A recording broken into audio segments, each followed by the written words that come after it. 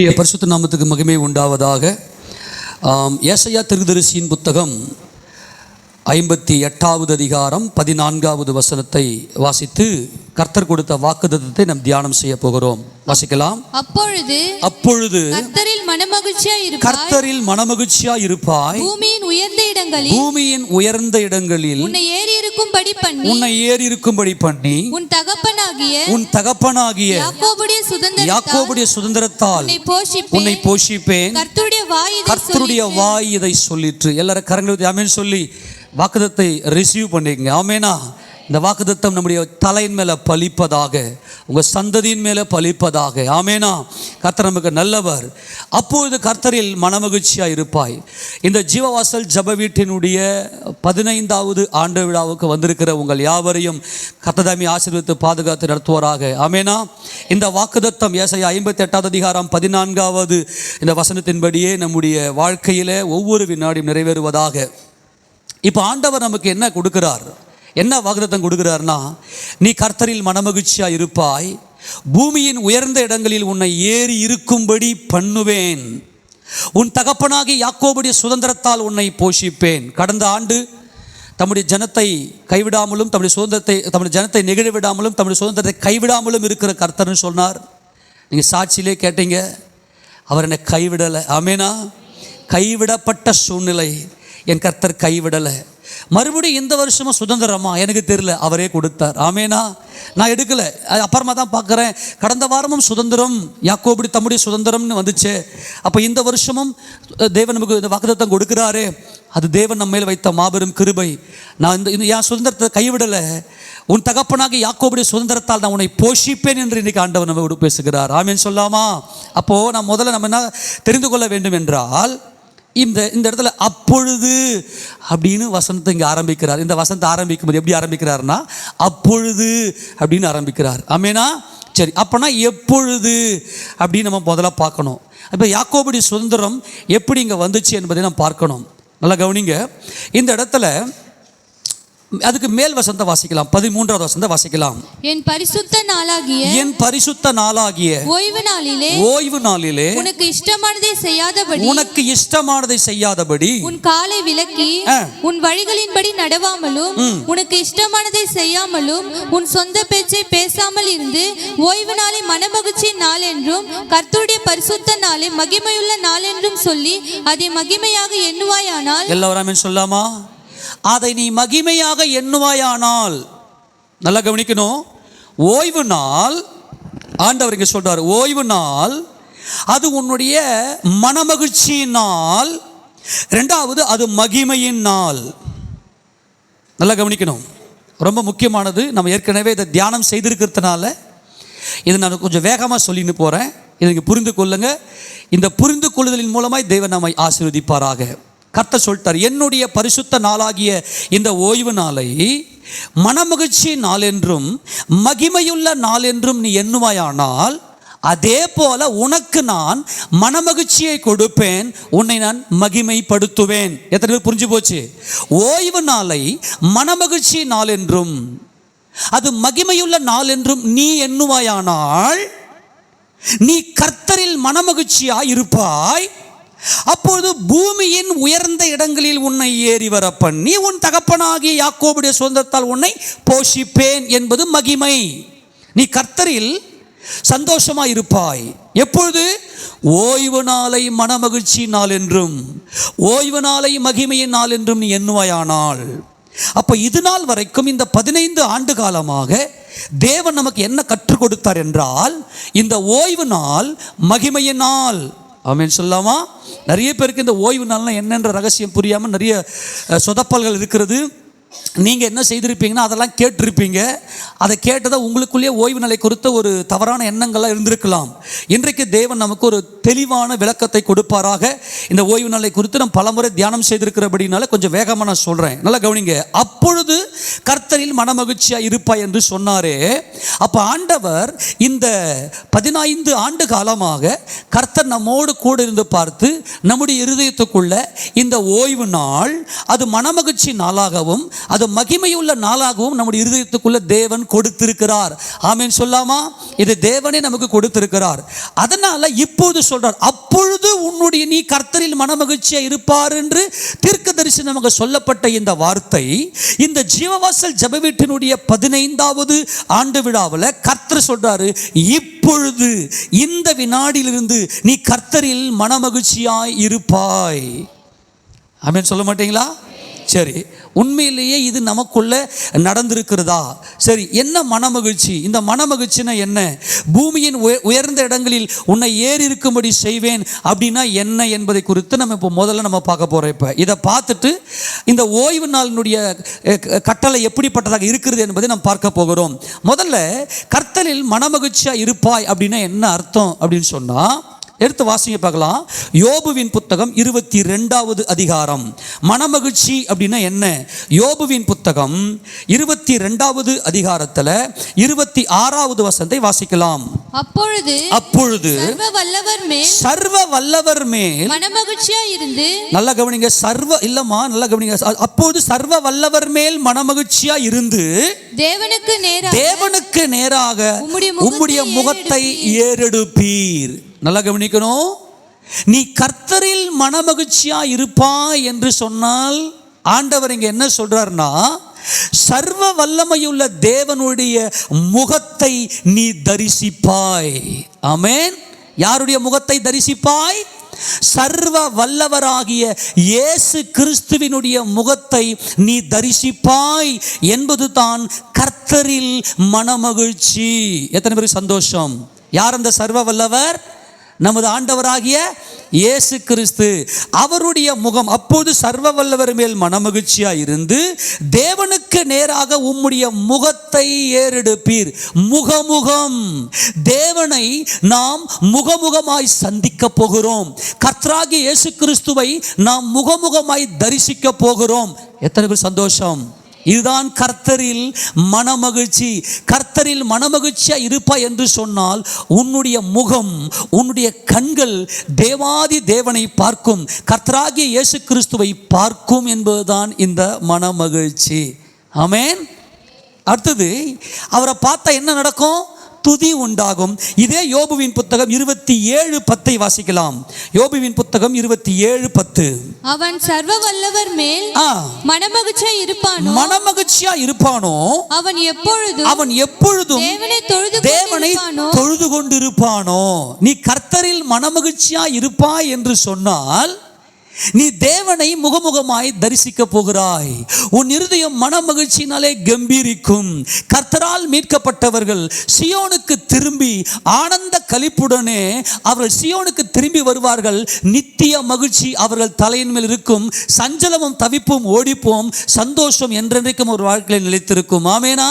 ஆக இந்த சியோனுக்கு வருகிற அனுபவம், நான் என்னுடைய பரிசுத்த பர்வதமாகிய சியோன் மீதிலே என்னுடைய ராஜாவை அபிஷேகம் பண்ணி வைத்தேன். அந்த சியோனிலே இருக்கிற நமது ஆண்டவராகிய இயேசு கிறிஸ்துவை முகமுகமாய் பார்க்க போகிறோம். ஆமென் சொல்லாமா? இதுதான் அந்த மனமகிழ்ச்சி, இதுதான் அந்த துதி. ஆமென். அவரை பார்த்ததுமே நம்முடைய இருதயத்துக்குள்ளே துதி உண்டாகும். தேவனை துதிக்க முடியாமல் அந்தகாரத்தின் இருள சூழப்பட்டிருந்த நம்மை ஆச்சரியமான ஒளியத்திற்கு வரவழைத்து அவருடைய புண்ணியங்களை அறிவிக்கும்படியாய் நம்முடைய இருதயத்துக்குள்ளே துதி உண்டாகும்படி செய்திருக்கிற ஒரு மகிமையின் கர்த்தர் அவர். ஆக நீ கர்த்தரில் மனமகிழ்ச்சியா இருப்பாய் என்று சொன்னால் தேவனை முகமுகமாய் நீ தரிசிப்பாய்.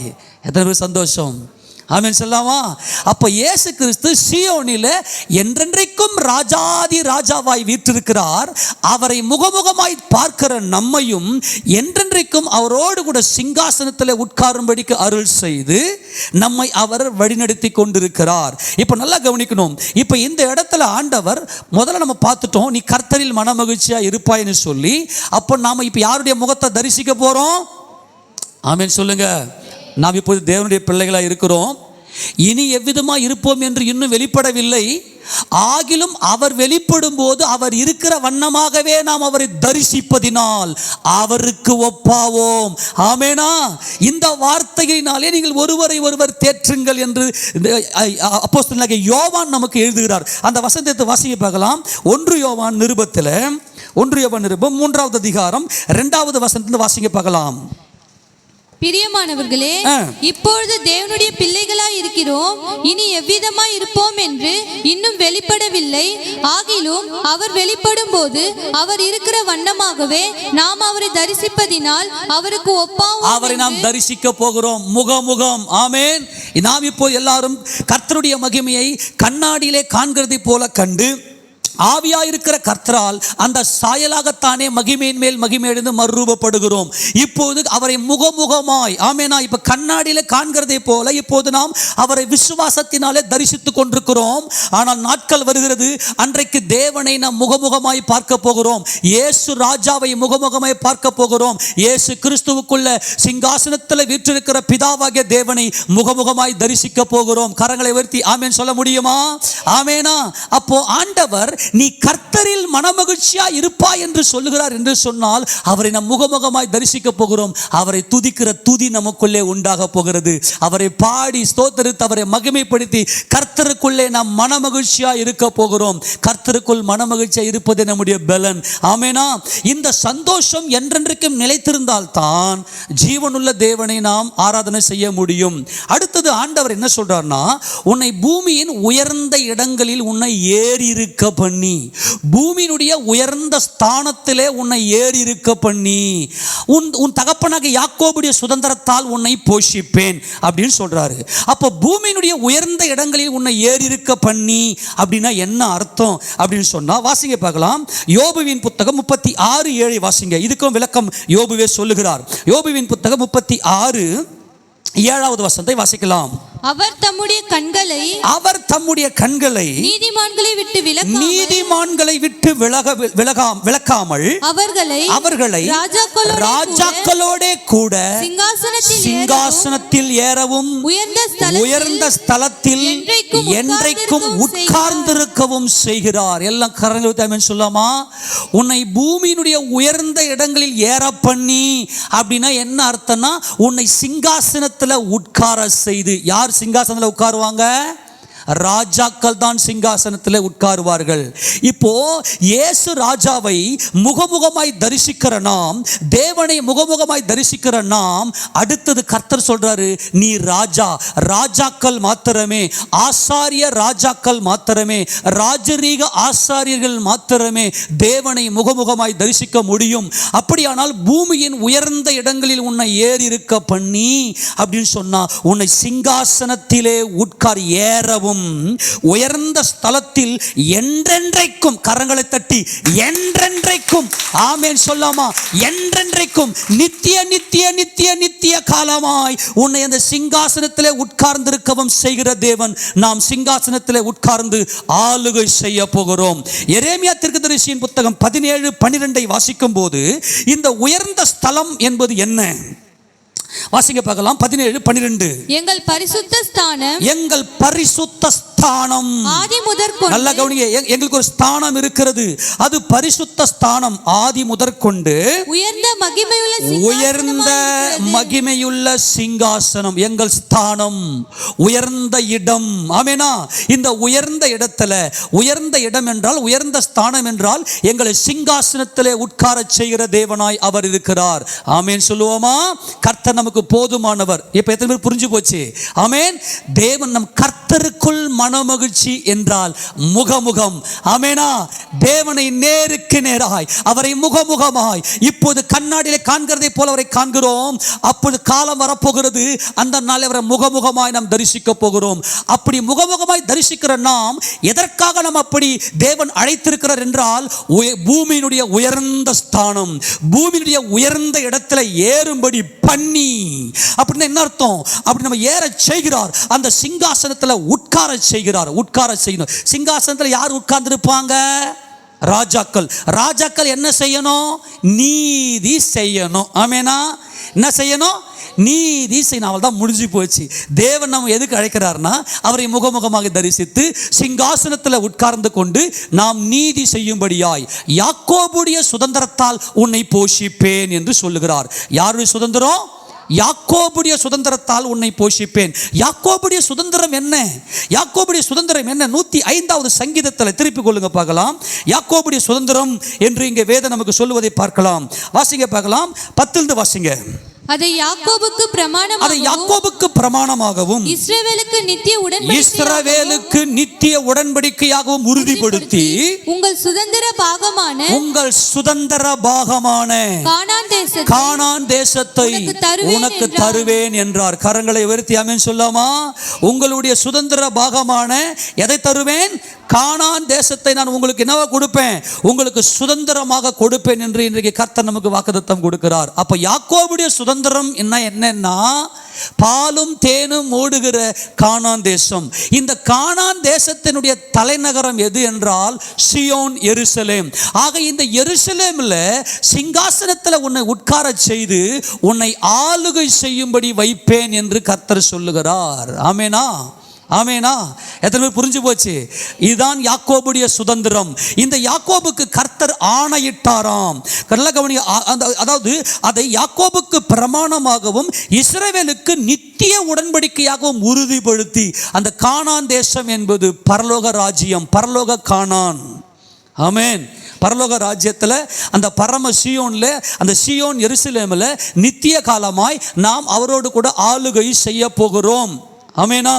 ஆக இன்னைக்கு ஆண்டவர் நம்மோடு என்ன பேசுகிறார் என்றால், நீ கர்த்தருக்குள்ளே மனமகிழ்ச்சியா இருப்பாய்.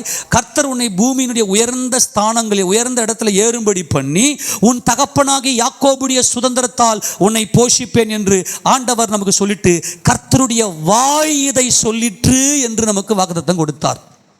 யாருடைய வாய்? நல்லா கவனிச்சுக்கப்பா. நீ சும்மால நினைக்காத. யார் சொன்னதுன்னா, கர்த்தருடைய வாய் இதை சொல்லிற்று. கர்த்தருடைய வாய் என்றால் என்ன அர்த்தம்? வானத்தையும் பூமியும் அண்ட சராசரங்களையும் தம்முடைய வார்த்தையினாலே உண்டாக்கினாரே, அவர் சொல்ல ஆகும், அவர் கட்டளை நிற்கும். ஆமேனா? சர்வத்தையும் தம்முடைய வல்லமையுள்ள வசனத்தினால் தாங்கிக் கொண்டிருக்கிற அவருடைய வாய் சொல்லுது. இது மாறவே மாறாது. ஆமேன். நீ சியோன் பர்வதத்தில் வீற்றிருக்கிற மகிமையின் ராஜாவாக இயேசு ராஜாவை தரிசித்து அவரோடு கூட சிங்காசனத்தில் உட்கார்ந்து ஆளுகை செய்வாய். அப்ப ஆளுகை செய்யணும்னா உனக்கு என்ன தேவை? நீதி தேவை, நீதிமான்கள் தேவை. நீதியை நீ அறிந்திருக்க வேண்டும். நீ நீதிமானாக மாற வேண்டும். கர்த்தருடைய நீதியை உன் இருதயத்திலே தரித்திருக்க வேண்டும். அதைத்தான் யோபு 36 நாம வாசித்தோம். 7 வாசித்தோம். 36ஆம் அதிகாரம் 7ஆம் வசனத்தை மறுபடியும் எடுத்து வாசிப்பாக்கலாம். யாரை சிங்காசனத்தில் உட்கார வைக்கிறார்? நீதிமான்களை. வாசிப்பாங்களா? அவர் தம்முடைய கண்களை நீதிமான்களை விட்டு நீதிமான்கள். அவள்தான் யாக்கோபுடைய சந்ததி. இந்த யாக்கோபு யார் என்றால் நீதிமான். யாக்கோபு யாருங்க? நீதிமான். யாக்கோபுடைய சுதந்திரம் எது என்றால் கானான் தேசம். அந்த கானான் தேசம் பாலும் தேனும் ஓடுகிற தேசம். அது என்றென்றைக்கும் நிலைத்திருக்கிற நித்திய தேசம். அதனால் தான் யாக்கோபோடு நித்திய உடன்படிக்கை பண்ணினார். என்ன உடன்படிக்கை? நித்திய உடன்படிக்கையை பண்ணினார். ஆமேனா? எத்தனை பேர் சந்தோஷமா இருக்குது? நல்லா கவனிங்க. இப்போ ஆண்டவராக தேவன் இங்க என்ன சொல்றாரு அப்படின்னா, இந்த அந்த கர்த்தருக்குள்ள இருக்கக்கூடிய அந்த நித்திய மனமகிழ்ச்சி நமக்கு உண்டாயிருக்கிறதா? அப்போ இந்த மனமகிழ்ச்சி நமக்குள்ள வந்திருக்குது அப்படின்னு சொன்னா, நிச்சயமாக நம்ம சியோன் பர்வதத்தில் உட்காரத்தக்கதான அந்த சியோன் பர்வதத்தில் அவரோடு கூட சிங்காசனத்தில் உட்கார்ந்து ஆளுகை செய்யக்கூடிய அந்த நீதியும் நியாயத்தையும் தேவன் நமக்கு போதித்திருப்பார். அந்த போதனை நமக்குள்ள இருக்கும், அந்த நீதி நமக்குள்ள இருக்கும். இப்போ ஆண்டவர் இங்கே நமக்கு என்ன சொல்றாருன்னா, இப்போ நல்லா கவனிங்க, கர்த்தராகிய இயேசு கிறிஸ்து இந்த யாக்கோபுடைய சுதந்திரம் என்று சொல்லுகிறார். இந்த யாக்கோபு எப்படி இந்த நித்திய உடன்படிக்கையை, இந்த கானான் தேசத்தை சுதந்திரித்து கொண்டார்? இப்போ இஸ்ரவேல் ஜனங்கள் வனாந்தரத்தில் வந்திருந்தப்ப மோசே சொல்லிக்கினே இருப்பார், நீங்கள் சுதந்திரிக்க போகிற கானான் தேசம், நீங்கள் சுதந்திரிக்க போகிற கானான் தேசம், நீங்கள் சுதந்திரிக்க போகிற கானான் தேசம் நீங்கள் விட்டு வந்த எகிப்து தேசத்தை போல அல்ல. அதில் நீங்கள் கீரைக்கு தண்ணி பாய்ச்சத்தை போல நீங்கள் பாய்ச்சினீங்க. அந்த கானான் தேசம் வானத்தின் மழை நீரை குடிக்கிற தேசம். அது திராட்சையும் மாதளமும் அத்தியும் ஒலிவமும் பூத்து குலுங்குகிற தேசம். அது பாலும் தேனும் ஓடுகிற தேசம். அந்த தேசம் ஒரு மகிமையின் தேசமாக இருக்கிறது. இதுதான் யாக்கோபுடைய சுதந்திரம் என்று தேவன் இங்கே சொல்கிறார். அப்படியானால் யாக்கோபு இதை எப்படி சுதந்தரித்துக் கொண்டார்? யாக்கோபு இந்த சியோன் பர்வதத்தில் நித்திய காலமாய் ஆளுகை செய்யக்கூடிய இந்த சுதந்திரத்தை யாக்கோபு எப்படி சுதந்திரித்துக் கொண்டார் என்று நாம் பார்க்கும்போது யோபுவின் புத்தகத்தை திருப்பி கொள்ளுங்க. அதில் மறுபடியுமாய் 22ஆம் அதிகாரத்திலிருந்து நம்ம 22ஆம் அதிகாரத்தில் யாக்கோபு இதை எப்படி சுதந்திரித்துக் கொண்டார் என்பதை குறித்த ஒரு ரகசியத்தை இங்கே வைத்திருக்கிறார். யோபுவின் புத்தகம் 22ஆவது அதிகாரத்தில் 22வது வசனத்தை வாசிக்க பார்க்கலாம். அவர் வாயினின்று பிறந்த வேத பிரமாணத்தை ஏற்றுக்கொண்டு அவர் வார்த்தைகளை உம்முடைய இருதயத்திலே வைத்துக் கொள்ள வேண்டுகிறேன். எல்லாரும் ஆமென் சொல்லுங்க. நல்லா கவனிக்கணும். தேவனுக்கு யார் தேவைன்னா ஆளுகை செய்யறதுக்கு, அவரோடு கூட ஆளுகை செய்வதற்கு பிள்ளைகள் தேவை. தேவன் ராஜாதி ராஜா, எல்லாவற்றையும் சிருஷ்டித்தவர், சர்வ வல்லவர். அவரோடு கூட நித்திய காலமாய் ஆளுகை செய்வதற்கு அவருக்கு பிள்ளைங்க தேவை. அவருக்கு பிள்ளைங்க தேவைன்னா நீதி செய்யணும்னா உனக்கு நீதி தெரியணும். உன் இருதயத்துக்குள்ள ஆதி ஆகமத்திலிருந்து வெளிப்படுத்தின விசேஷம் வரைக்கும் தேவ நீதி இருக்கிறது. அந்த நீதி எடுத்து உன் இருதயத்திலே தரித்திருக்க வேண்டும். இன்னொரு வசனத்தை வாசித்து விட்டு நம்ம மறுபடியும் இங்கே வரலாம். ஏசாயா தீர்க்கதரிசியின் புத்தகம் 51வது அதிகாரத்தில் இது யாருடைய ஜனங்கள்? யாக்கோபுடைய ஜனங்கள் எப்படிப்பட்டவர்கள் இருக்கிறார்கள்? ஏசாயா தீர்க்கதரிசியின் புத்தகம் 51 7வது வசனத்தை வாசிக்கலாம். நீதியை அறிந்தவர்களே, நல்லா கவனிக்கணும். யாக்கோபின் சந்ததி யார் என்றால் நீதியை அறிந்தவர்களே, என் வேதத்தை இருதயத்தில் பதித்திருக்கிற ஜனங்களை. எங்க பதிக்கணும்? அதுதான் ஆராய்ச்சி பண்ணணும். வேதத்தை, பைபிளை ஆராய்ச்சி செய்யணும். ஒவ்வொரு வேத எழுத்தின் உறுப்பையும் ஆராய்ச்சி செய்து பார்க்க வேண்டும். நீதி அறிந்தவர்களே, என் வேதத்தை இருதயத்தில் பதித்திருக்கிற ஜனங்களே, எனக்கு செவி கொடுங்கள் என்று சொல்றார். அப்ப அவருடைய ஜனங்கள் யார் என்றால், இந்த யாக்கோபின் சந்ததி யார் என்றால், இருதயத்தில் நீதியை வேதத்தை பதித்திருக்கிறவர்கள், அதாவது அவர்கள் நீதியை அறிந்தவர்கள். இப்ப திருப்பி வாசிங்க. யோபு 22வது அதிகாரம் 22 வாசிங்க. அவர் வாயினின்று பிறந்த வேத பிரமாணத்தை ஏற்றுக்கொண்டு அவர் வார்த்தைகளை உம்முடைய இருதயத்திலே வைத்துக் கொள்ள வேண்டுகிறேன். நீ சர்வ வல்லவரிடத்தில் மனம் திரும்பினால், எல்லாரும் ஆமென் சொல்லுங்க. என்ன திரும்பினால்? நீ சர்வ வல்லவரிடத்தில் மனம் திரும்பினால் திரும்ப கட்டப்படுவீர். அக்கிரமத்தை உமது கூடாரத்துக்கு தூரமாக்குவீர். நல்லா மைண்ட்ல வச்சுக்கணும். சர்வ வல்லவரிடத்தில் நீர் மனம் திரும்பினால் திரும்ப கட்டப்படுவீர், அக்கிரமத்தை உமது கூடாரத்துக்கு தூரமாக்குவீர். சரி, நல்லா கவனிங்க. யார் இந்த சர்வ வல்லவர்? நமது ஆண்டவராகிய இயேசு கிறிஸ்து, சேனைகளின் கர்த்தராகிய இயேசு கிறிஸ்து. வேதம் நமக்கு என்ன சொல்லுதுன்னா, நீ சர்வ வல்லவரிடத்திற்கு மனம் திரும்பினா நீ திரும்ப கட்டப்படுவீர்.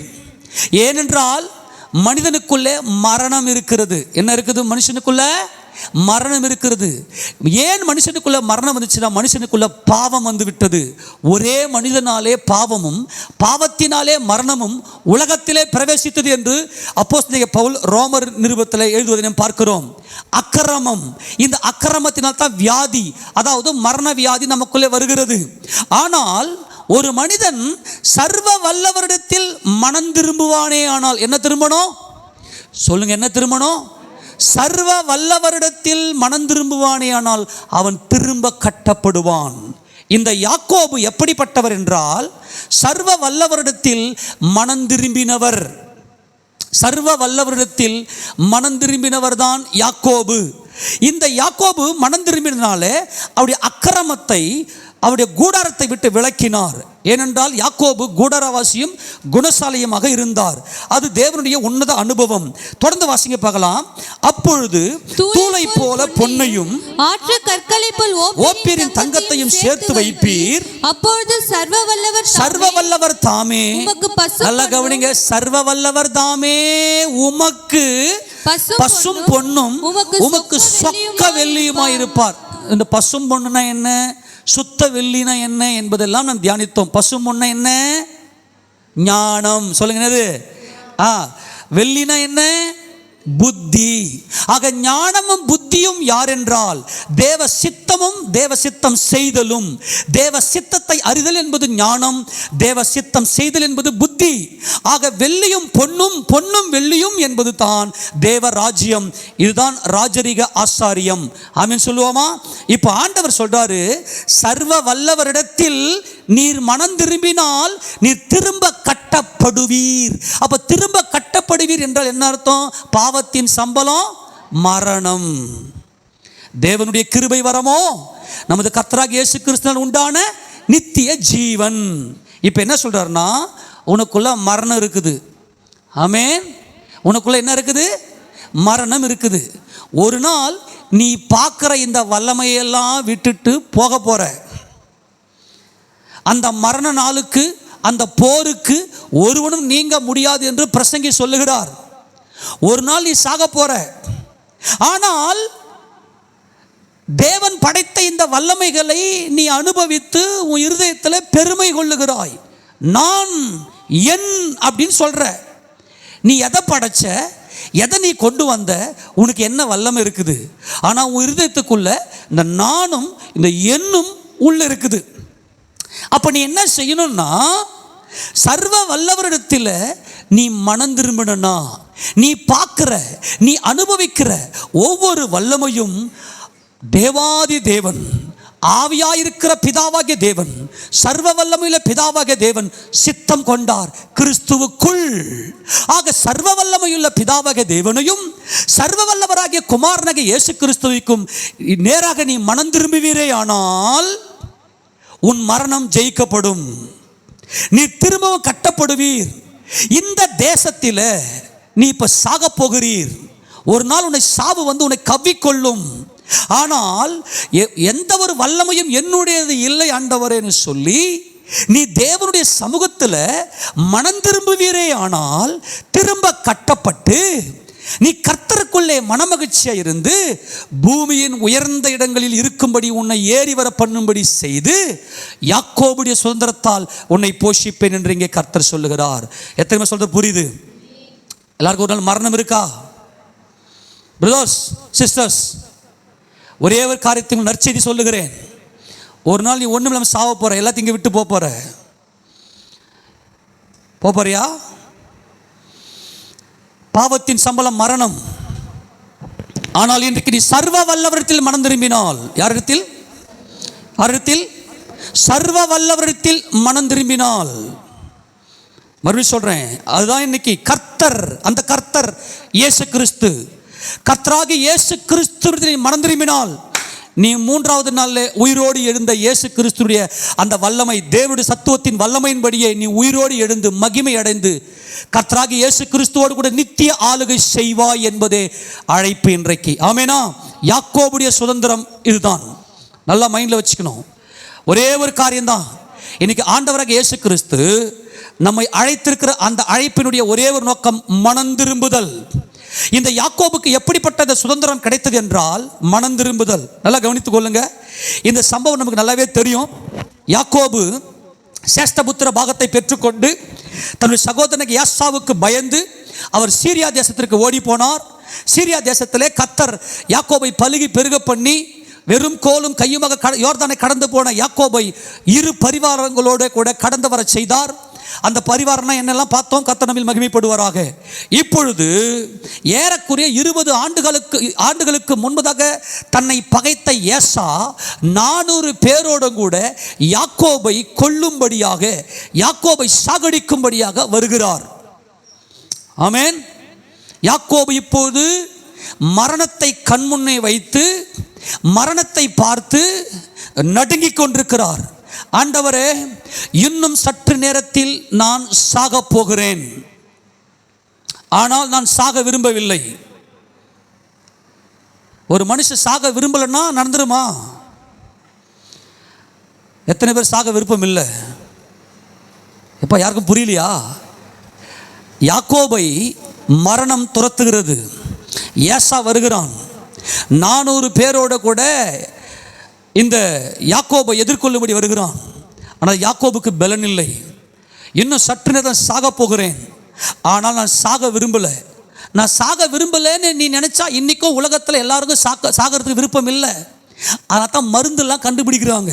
இன்னைக்கு நிறைய மருந்துகள், சாகா வரமுள்ள மருந்துகளை இன்னைக்கு பல பில்லியனர்ஸில் என்ன பண்ணுறான் தெரியுமா? எல்லாமே மருந்துக்கு செலவு செய்து சாகாமல் இருக்கிறதுக்கான மருந்தை கண்டுபிடி அப்படின்னு சொல்லி ஆஸ்திரேலியாவில் அந்த மருந்தெல்லாம் இப்போ கொஞ்சம் பேர் இப்போ பயன்படுத்தி கொண்டு இருக்கிறதாக செய்திகள் வந்து கொண்டிருக்கிறது. எல்லாருக்குமே சாகாமல் இருந்து இந்த பூமியை ஆளுகை செய்யணுன்றது ஆசை. ஆனால் நிச்சயமாக ஒவ்வொரு மனுஷனுக்கும் சாவு வரும். நீ மண்ணாக இருக்கிறாய், மண்ணுக்கு திரும்பவா என்று என் தேவன் அங்கே சொன்ன அந்த வார்த்தை. இரண்டாவது, மனிதன் பாவியாக இருக்கிறான். ஓகே, சாகாமல் இருக்கணும். எத்தனை பேரோட ஆண்டவர் பேசி கொண்டிருக்கிறான்னு விரும்புகிறீங்க? பேசுகிறாரா? சாகாமல் இருக்கணும். ஒருவேளை இந்த பூமியை விட்டு வெளியே போனால் எங்கே போவோம்? சாகாமல் இருக்கணும். அப்படியானால் இந்த தேசத்தில் இப்போ நான் குடியிருக்கிறேன். இந்த தேசம் மரண இருளின் தேசம். அப்படியானால் இது மரணம் என்னை சாகடிக்கிற தேசம். ஒரு நாள் மரணம் என்னை கவ்விக்கொள்ளும். அந்த போருக்கு என்னால் நீங்க முடியாது. இந்த மரணம் இப்போது வருகிறது. எடுத்துக்கிட்ட இந்த வசந்த வாசிக்க பார்க்கலாம். ஏசாயா தீர்க்கதரிசன புத்தகம் 9வது அதிகாரம். ஏசாயா தீர்க்கதரிசன புத்தகம் 9வது அதிகாரத்தில் 2வது வசனத்தை வாசிக்கலாம். இருளில் நடக்கிற ஜனங்கள் பெரிய வெளிச்சத்தை கண்டார்கள். மரண இருளின் தேசத்தில் குடியிருக்கிற தேசம்.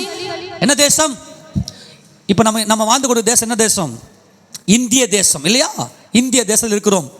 இந்திய தேசத்தில் இருக்கிற நமக்கு ஒரு நாள் என்ன வரப்போகுது? மரணம் வரப்போகுது.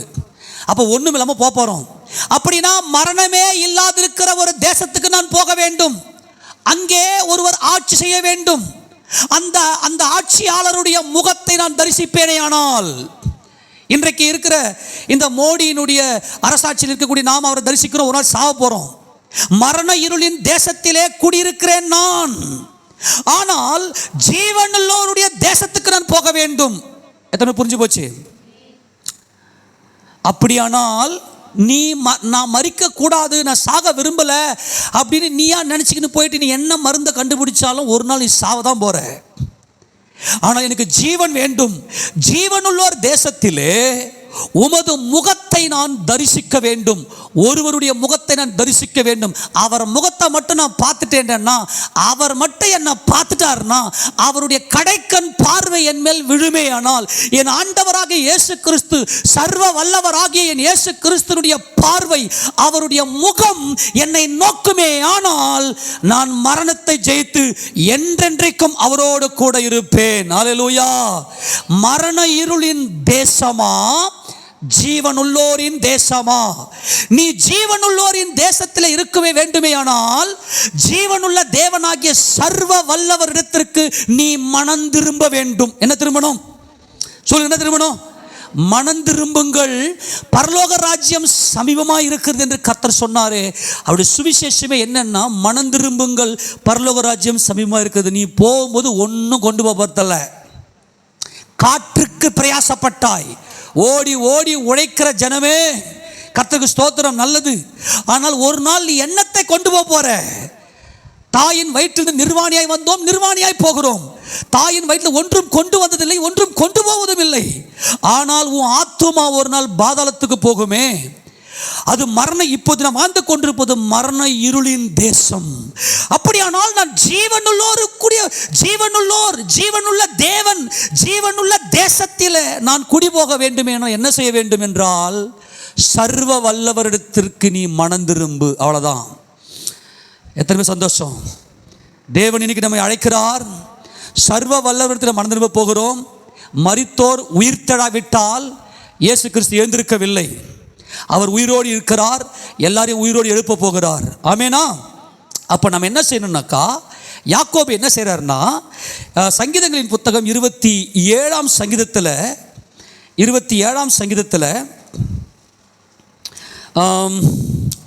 13வது வசனத்தை வாசிக்கலாம். நானோ ஜீவனுள்ள தேசத்திலே. என்ன தேசம்? இப்போ ஏசாயா 9:2 என்ன தேசம்? மரண இருளின் தேசம். இப்போ நான் வாழ்ந்து கொண்டிருக்கிறது என்ன தேசம்? மரண தேசம். இந்த மாம்ச பூத உடல்ல. ஆனால் எனக்கு என்ன ஆசை? நானோ ஜீவனுள்ளோர் தேசத்திலே. யாருடைய தேசம்? என்ன தேசம்? ஜீவனுள்ளோருடைய தேசம்னா என்றென்றைக்கும் நித்திய ஜீவன், நித்திய காலமாய் ராஜாதி ராஜாவாய் ஆளுகை செய்து கொண்டிருக்கிற பிதாவாகிய தேவனால் உயர்த்தப்பட்ட என் கர்த்தராகிய இயேசு கிறிஸ்துவினிடத்திலே நான் மனந்திரும்புவேனே ஆனால், என் ஆண்டவராகிய இயேசு கிறிஸ்து சர்வ வல்லவராகிய என் இயேசு கிறிஸ்துவினிடத்திலே மனந்திரும்புவேனே ஆனால், ஆமென், அவரை நான் முகமுகமாய் தரிசிப்பேன். ஒரே ஒரு காரியங்க, மனம் திரும்புதல். இப்போ யாக்கோபு என்ன செய்றார்னா, எல்லா வல்லமைகளும் அவருடைய இருதயத்துக்குள் இருக்கிறது. மனைவி, 2 மனைவிகள், 2 வேலைக்காரிகள், ஏறக்குறைய 12 பிள்ளைகள். தீனாலோடு சேர்த்து இன்னும் பெஞ்சமின் பிறக்கலை. ஏறக்குறைய 12 பிள்ளைகள், வேலைக்காரர்கள், வேலைக்காரிகள், ஒட்டகங்கள், ஆடுகள், மாடுகள், பயங்கரமான ஒரு பெரிய ராஜாவாக இருக்கிறார். உலக தோற்றத்துக்கு முன்பதாகவே பிதாவாகிய தேவனால் உயர்த்தப்பட்ட சீயோனின் ராஜா, சர்வ வல்லமையுள்ள ஆண்டவராகிய இயேசு ராஜா. ஆமெனா. உலக தோற்றத்துக்கு முன்பதாகவே உயர்த்தப்பட்டவர். ஆனால் ஏதேன் தோட்டத்தில் மனுஷன் பாவம் செய்ததும் நானே ராஜான்னு ஒவ்வொருத்தனும் தன்னுடைய இருதயத்துக்குள்ள ஏகப்பட்ட நினைவுகளினாலே குந்தி குந்தி நடந்து கொண்டிருக்கிறான். ஆனால் இப்பொழுது யாக்கோபுக்கு இருக்கக்கூடிய ஒரே ஒரு வாய்ப்பு என்னன்னா, மனம் திரும்புதல். எல்லாரும் சொல்லுங்க பார்க்கலாம், மனம் திரும்புதல். இப்போ அவர் என்ன செய்தார்னா, யாப்போக்கு என்கின்ற ஆற்றை, துறவை கடந்தார். யாப்போக்கு என்கின்ற துறவை தனக்கு உண்டான எல்லாவற்றையும் அப்புறப்படுத்தினார். அந்த வசனத்தை எடுத்து வாசிக்கலாம். இது ரொம்ப முக்கியமானது. இதை பார்த்துட்டு தான் நம்ம அடுத்த பகுதிக்கு போக போகிறோம். ஆதியாகமத்தின் புத்தகம் 32வது அதிகாரத்தில் அதுல 22 வாசிக்க பார்க்கலாம். ராத்திரியில் எழுந்திருந்து தன் 2 மனைவிகளையும் தன் 2 பணிவிடைக்காரிகளையும் தன்னுடைய 11 குமாரரையும் கூட்டிக் கொண்டு யாப்போக்கு என்கிற ஆற்றின் துறையை கடந்தான். யாப்போக்கு என்று சொன்னால் என்னன்னா, எம்டியிங். நல்லா கவனிக்கிறேன். என்னதுங்க? எம்டி, வெறுமையாக்குவது. தன்னுடைய இருதயத்துக்குள்ள இருக்கக்கூடிய இந்த நான் என் அதை விட்டுட்டு, சர்வ வல்லவரே நீரே எல்லாம், நீர் மாத்திரமே, நீரே நீர் மாத்திரமே. எல்லாரும் ஆமென் சொல்ல முடியுமா? எல்லாம் கவனிங்க. என்ன ஆமென் சொல்லுங்க பார்க்கலாம்.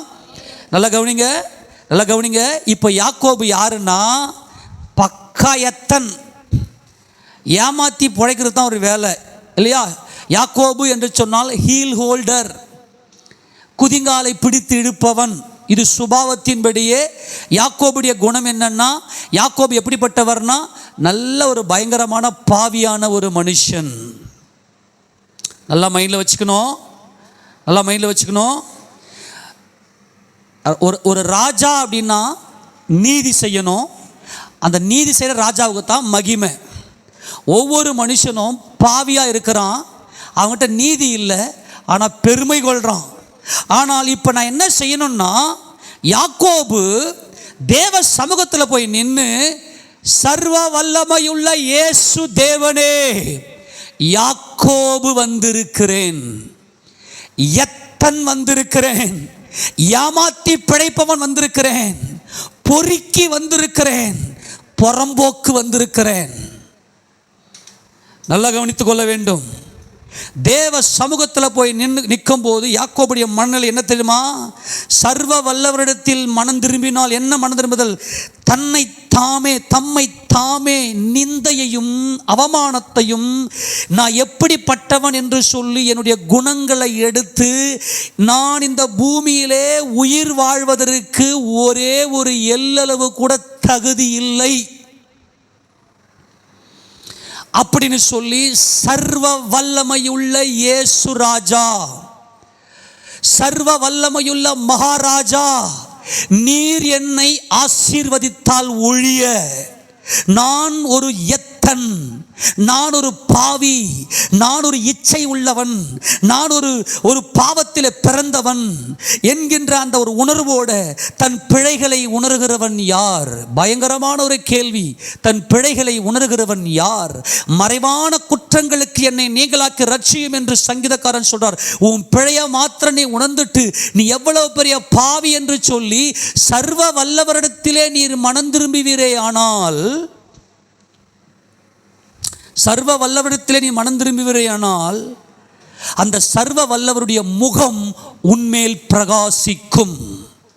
சர்வவல்லுடைய முகம். இப்ப இங்கே யாக்கோபு என்ன சொல்றார்னா, என் தேவனே, என் சர்வ வல்லவரே, நான் ஒரு மனிதன், நான் ஒரு பாவியான மனுஷன், ஆனால் என்னை படைத்தவர் நீரே.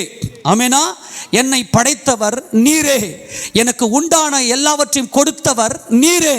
அதனால்தான் தனக்கு உண்டான எல்லாவற்றையும் அவர் எம்டி பண்ணிட்டு யாப்போக்கு என்கின்ற ஆற்றை கடந்து அவர் அங்கே நின்று கொண்டு 6 நாளைக்குள்ளே மனிதனையும் மனிதனுக்கு உண்டான எல்லாவற்றையும் படைத்தீர்.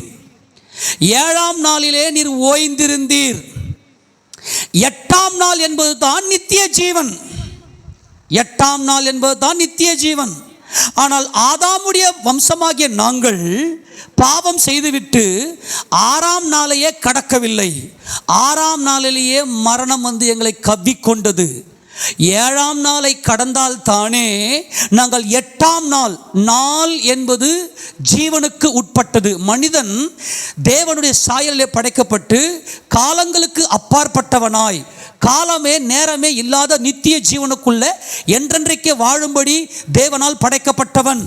இப்பொழுது யாக்கோபு என்ன சொல்றாருன்னா, ஆண்டவரே, திருத்துவ தேவனை பூரணமாக அறிந்தவர்தான் யாக்கோபு. ஏனென்றால் சத்தியத்தை யாக்கோபுக்கும் இரக்கத்தை ஆபிரகாமுக்கும் கட்டளையிடுவீராக. யாக்கோபு சத்தியத்தை அறிந்தவர். யாக்கோபு அக்கினி ஜுவாலை, அவர் மேல் நோக்கி எரிகிறவர். யாக்கோபு அக்கினி, யோசேப்பு அக்கினி ஜுவாலை.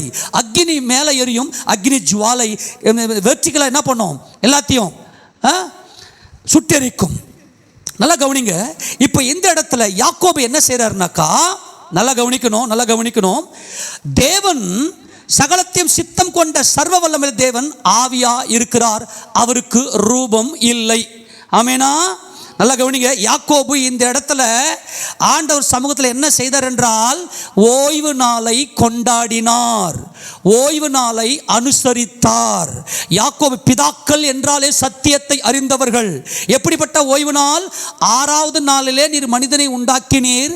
மனிதனுடைய பூரணமே எங்க இருக்குதுன்னா, இயேசு கிறிஸ்துவினுடைய மரணத்தில் தான் இருக்கிறது. இயேசு கிறிஸ்துவினுடைய சர்வ வல்லவராகிய இயேசு கிறிஸ்துவினுடைய மரணத்தை ஒரு மனிதன் விசுவாசிக்கும் போது தான் அவன் 7ஆம் நாளுக்குள்ளே கடந்து போகிறான். 7ஆம் நாளை கடந்தாதான் 8ஆம் நாளாகிய நித்திய ஜீவனுக்குள்ளே பிரவேசிக்க முடியும். அதனால் தான் பழைய ஏற்பாட்டு காலத்தில் ஒவ்வொரு காரியத்தையும் 8ஆம் நாளிலே சுத்திகரிப்பை தேவன் உண்டு பண்ணினார். விருத்த சேதன உடன்படிக்கை பண்ணும்போது 8ஆம் நாளிலே விருத்த சேதனம் செய். விருத்த சேதனம் என்று சொன்னால் முழுக்க ஆவிக்குரியவன். இருதயத்தை கிழித்து போடு, உன் மாம்சத்தை கிழித்து போடு. உன் இருதயத்துக்குரிய மாம்சத்தை கிழித்து போட்டால் உனக்குள்ளே ஆவி இருக்கும். இயேசு கிறிஸ்துவை பற்றுகிற விருத்த சேதனத்தினாலே நாம் தேவனுடைய பிள்ளைகள் ஆயிருக்கிறோம். ஆக இந்த விருத்த சேதன உடன்படிக்கை என்பது முழுக்க 7ஆம் நாளுக்கு உரியது. ஆக இந்த 7ஆம் நாள் என்று சொன்னால் என்ன அர்த்தம் என்றால், இந்த 7ஆம் நாளை உன் சொந்த பேச்ச பேசாத. ஏனென்றால் நீ பேசுற அப்படின்னா நீ நீதி உள்ளவன் அர்த்தம் இல்லையா? சில பேர் பார்த்தீங்கன்னா வாய் ரொம்ப நீண்டு இருக்கும். என்ன சம்பவம் நடந்தாலும் அதில் போய் மூக்க வச்சுன்னு இவங்களுடைய நீதியை சொல்லுவாங்க. ஆனால் இயேசு கிறிஸ்துவை தன் சொந்த இரட்சகராக ஏற்றுக்கொண்டவன் வாயை மூடுவான். உலக தோற்றத்துக்கு முன்பதாகவே ஆவியாயிருக்கிற தேவன் சர்வ சிருஷ்டிக்கும் முந்தின பேராகிய சர்வ வல்லவராகிய இயேசு கிறிஸ்துவுக்குள்ளாகத்தான் சகலத்தையும் சிருஷ்டித்தார். இந்த சர்வ வல்லமையுள்ள தேவனுக்கு பிள்ளைகள் தேவை. இந்த பிள்ளைகள் சிருஷ்டிக்கப்பட்டவர்கள் சிருஷ்டிகர்த்தரை தரிசிக்க முடியாது.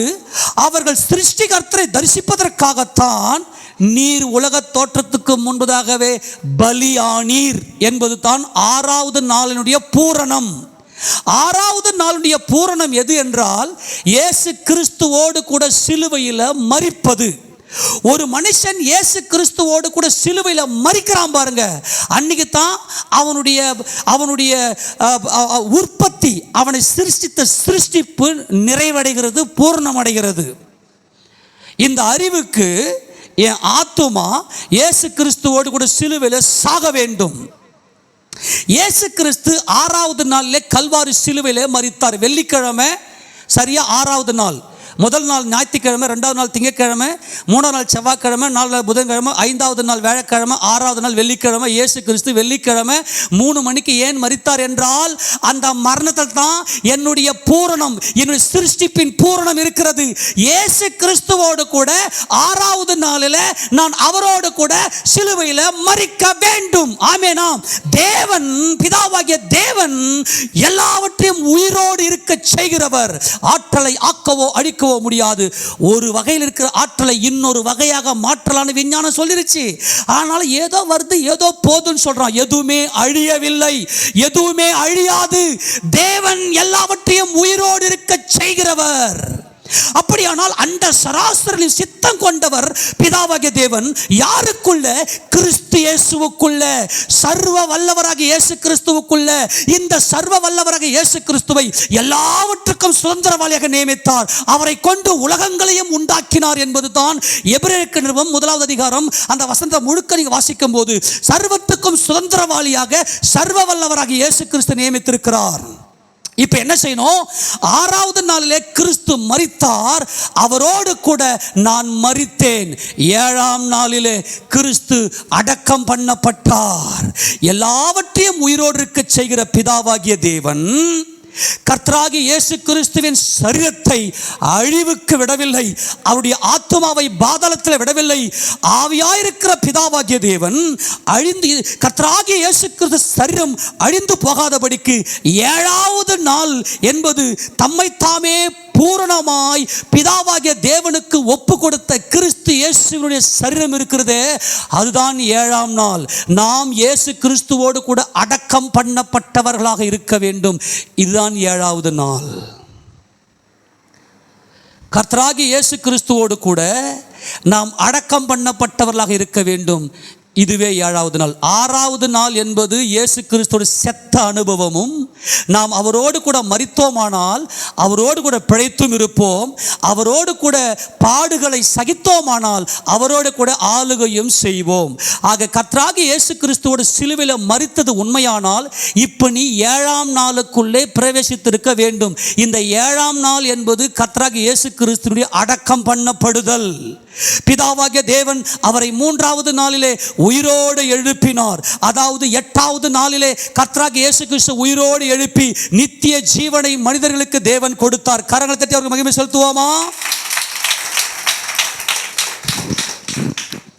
இப்போ யாக்கோபு என்ன சொல்றாருன்னா, சத்தியத்தை அறிந்தவராய் தன்னுடைய இருதயத்துக்குள்ள நீதியை பதித்தவராய் தேவனுடைய சமூகத்தில் வந்து நிற்கிறார். இப்ப அதனால தான் இயேசு கிறிஸ்து இறங்கி வந்தது. இப்போ எத்தனை புரிஞ்சு போச்சு? 7ஆம் நாளாகிய இயேசு கிறிஸ்து இறங்கி வந்தார். அவர்தான் அடக்கம் பண்ணப்பட்டு பிதாவாகிய தேவன் நோக்கி அவர் சரீரம் நம்மளெல்லாம் பார்த்துட்டோம் இல்லையா? நீதிமானுடைய கூடாரம், என்னுடைய பாடி லாங்குவேஜ் முக்கியம். நீதிமானுடைய கூடாரத்தில் ரட்சிப்பின் கம்பீர சத்தம் உண்டு. ஆமேனா. இந்த நீதிமானாகிய இயேசு கிறிஸ்துவிய கூடாரமாகிய சரீரம் அந்த கல்வாரி சிலுவையிலே பலியாகி அந்த குகையிலே அடக்கம் பண்ணப்பட்ட போது அவருடைய சரீரம் ஜீவனுள்ள தேவன் நோக்கி கம்பீர சத்தம் இடுகிறது, அவரை நோக்கி விண்ணப்பம் செய்கிறது. நீதி உள்ள தேவன் இந்த சரீரம் அழிந்து போகாதபடிக்கு 3வது நாளில் உயிரோடு எழுப்பினார். ஆமென். அப்படியானால் இயேசு கிறிஸ்து மாத்திரமே பிதாவை அறிந்தவர். 7ஆம் நாள் அவர் மட்டுமே பூரணமாக பிதாவாகிய தேவனுக்கு தம்மை பூரணமாய் ஒப்பு கொடுத்து அவருடைய ஆவி, அவருடைய ஆத்மா, அவருடைய சரீரத்தை தேவாதி தேவனுக்கு படைக்க முடியும். அந்த 7வது நாள் என்பது அடக்கம் பண்ணப்பட்ட அனுபவம். இயேசு கிறிஸ்துவோடு கூட அடக்கம் பண்ணப்பட்டிருந்தால் மகிமையெல்லாம் யாருக்கு? சர்வ வல்லவருக்கு. நீ நிந்தையும் அவமானத்தையும் சகிப்பாய். இதுதான் 7வது நாள். உனக்கு வரக்கூடிய நிந்தைகள் அவமானத்தை சகித்தல்ல, நீ செத்துட்டு 6ஆம் நாள் பூர்ணமாயிருச்சு. இயேசு கிறிஸ்து சிலுவையில் செத்துட்ட. 7வது நாள் இயேசு கிறிஸ்து புளிப்பில் பஸ்கா பண்டிகை அன்னைக்கு 3 மணி அளவில் மரித்தார். புளிப்பில் அப்ப பண்டிகை 6 மணிக்கு அவர் அடக்கம் பண்ணப்பட்டார். அந்த 7ஆம் நாள் அவருடைய சரீரம் அழிவை காணாதபடிக்கு. என்ன பிசாசு சொல்றான்? மரணத்துக்கு அதிகாரிக பிசாசானவன் எல்லாம் மறிச்சு ஒண்ணுமில்லாம போயிடும், எல்லாம் தானா வந்துச்சுன்னு. ஆனால் கர்த்தராகிய இயேசு கிறிஸ்து பூமிக்கு வந்து என் பிதாதான் சர்வத்தையும் சிருஷ்டித்தவர், அவர் எல்லாவற்றையும் உயிரோடு இருக்க செய்கிற தேவன். அந்த வசன வாசிக்க எல்லாவற்றையும் உயிரோடு இருக்க செய்கிற தேவன். 1 தீமோத்தேயுக்கு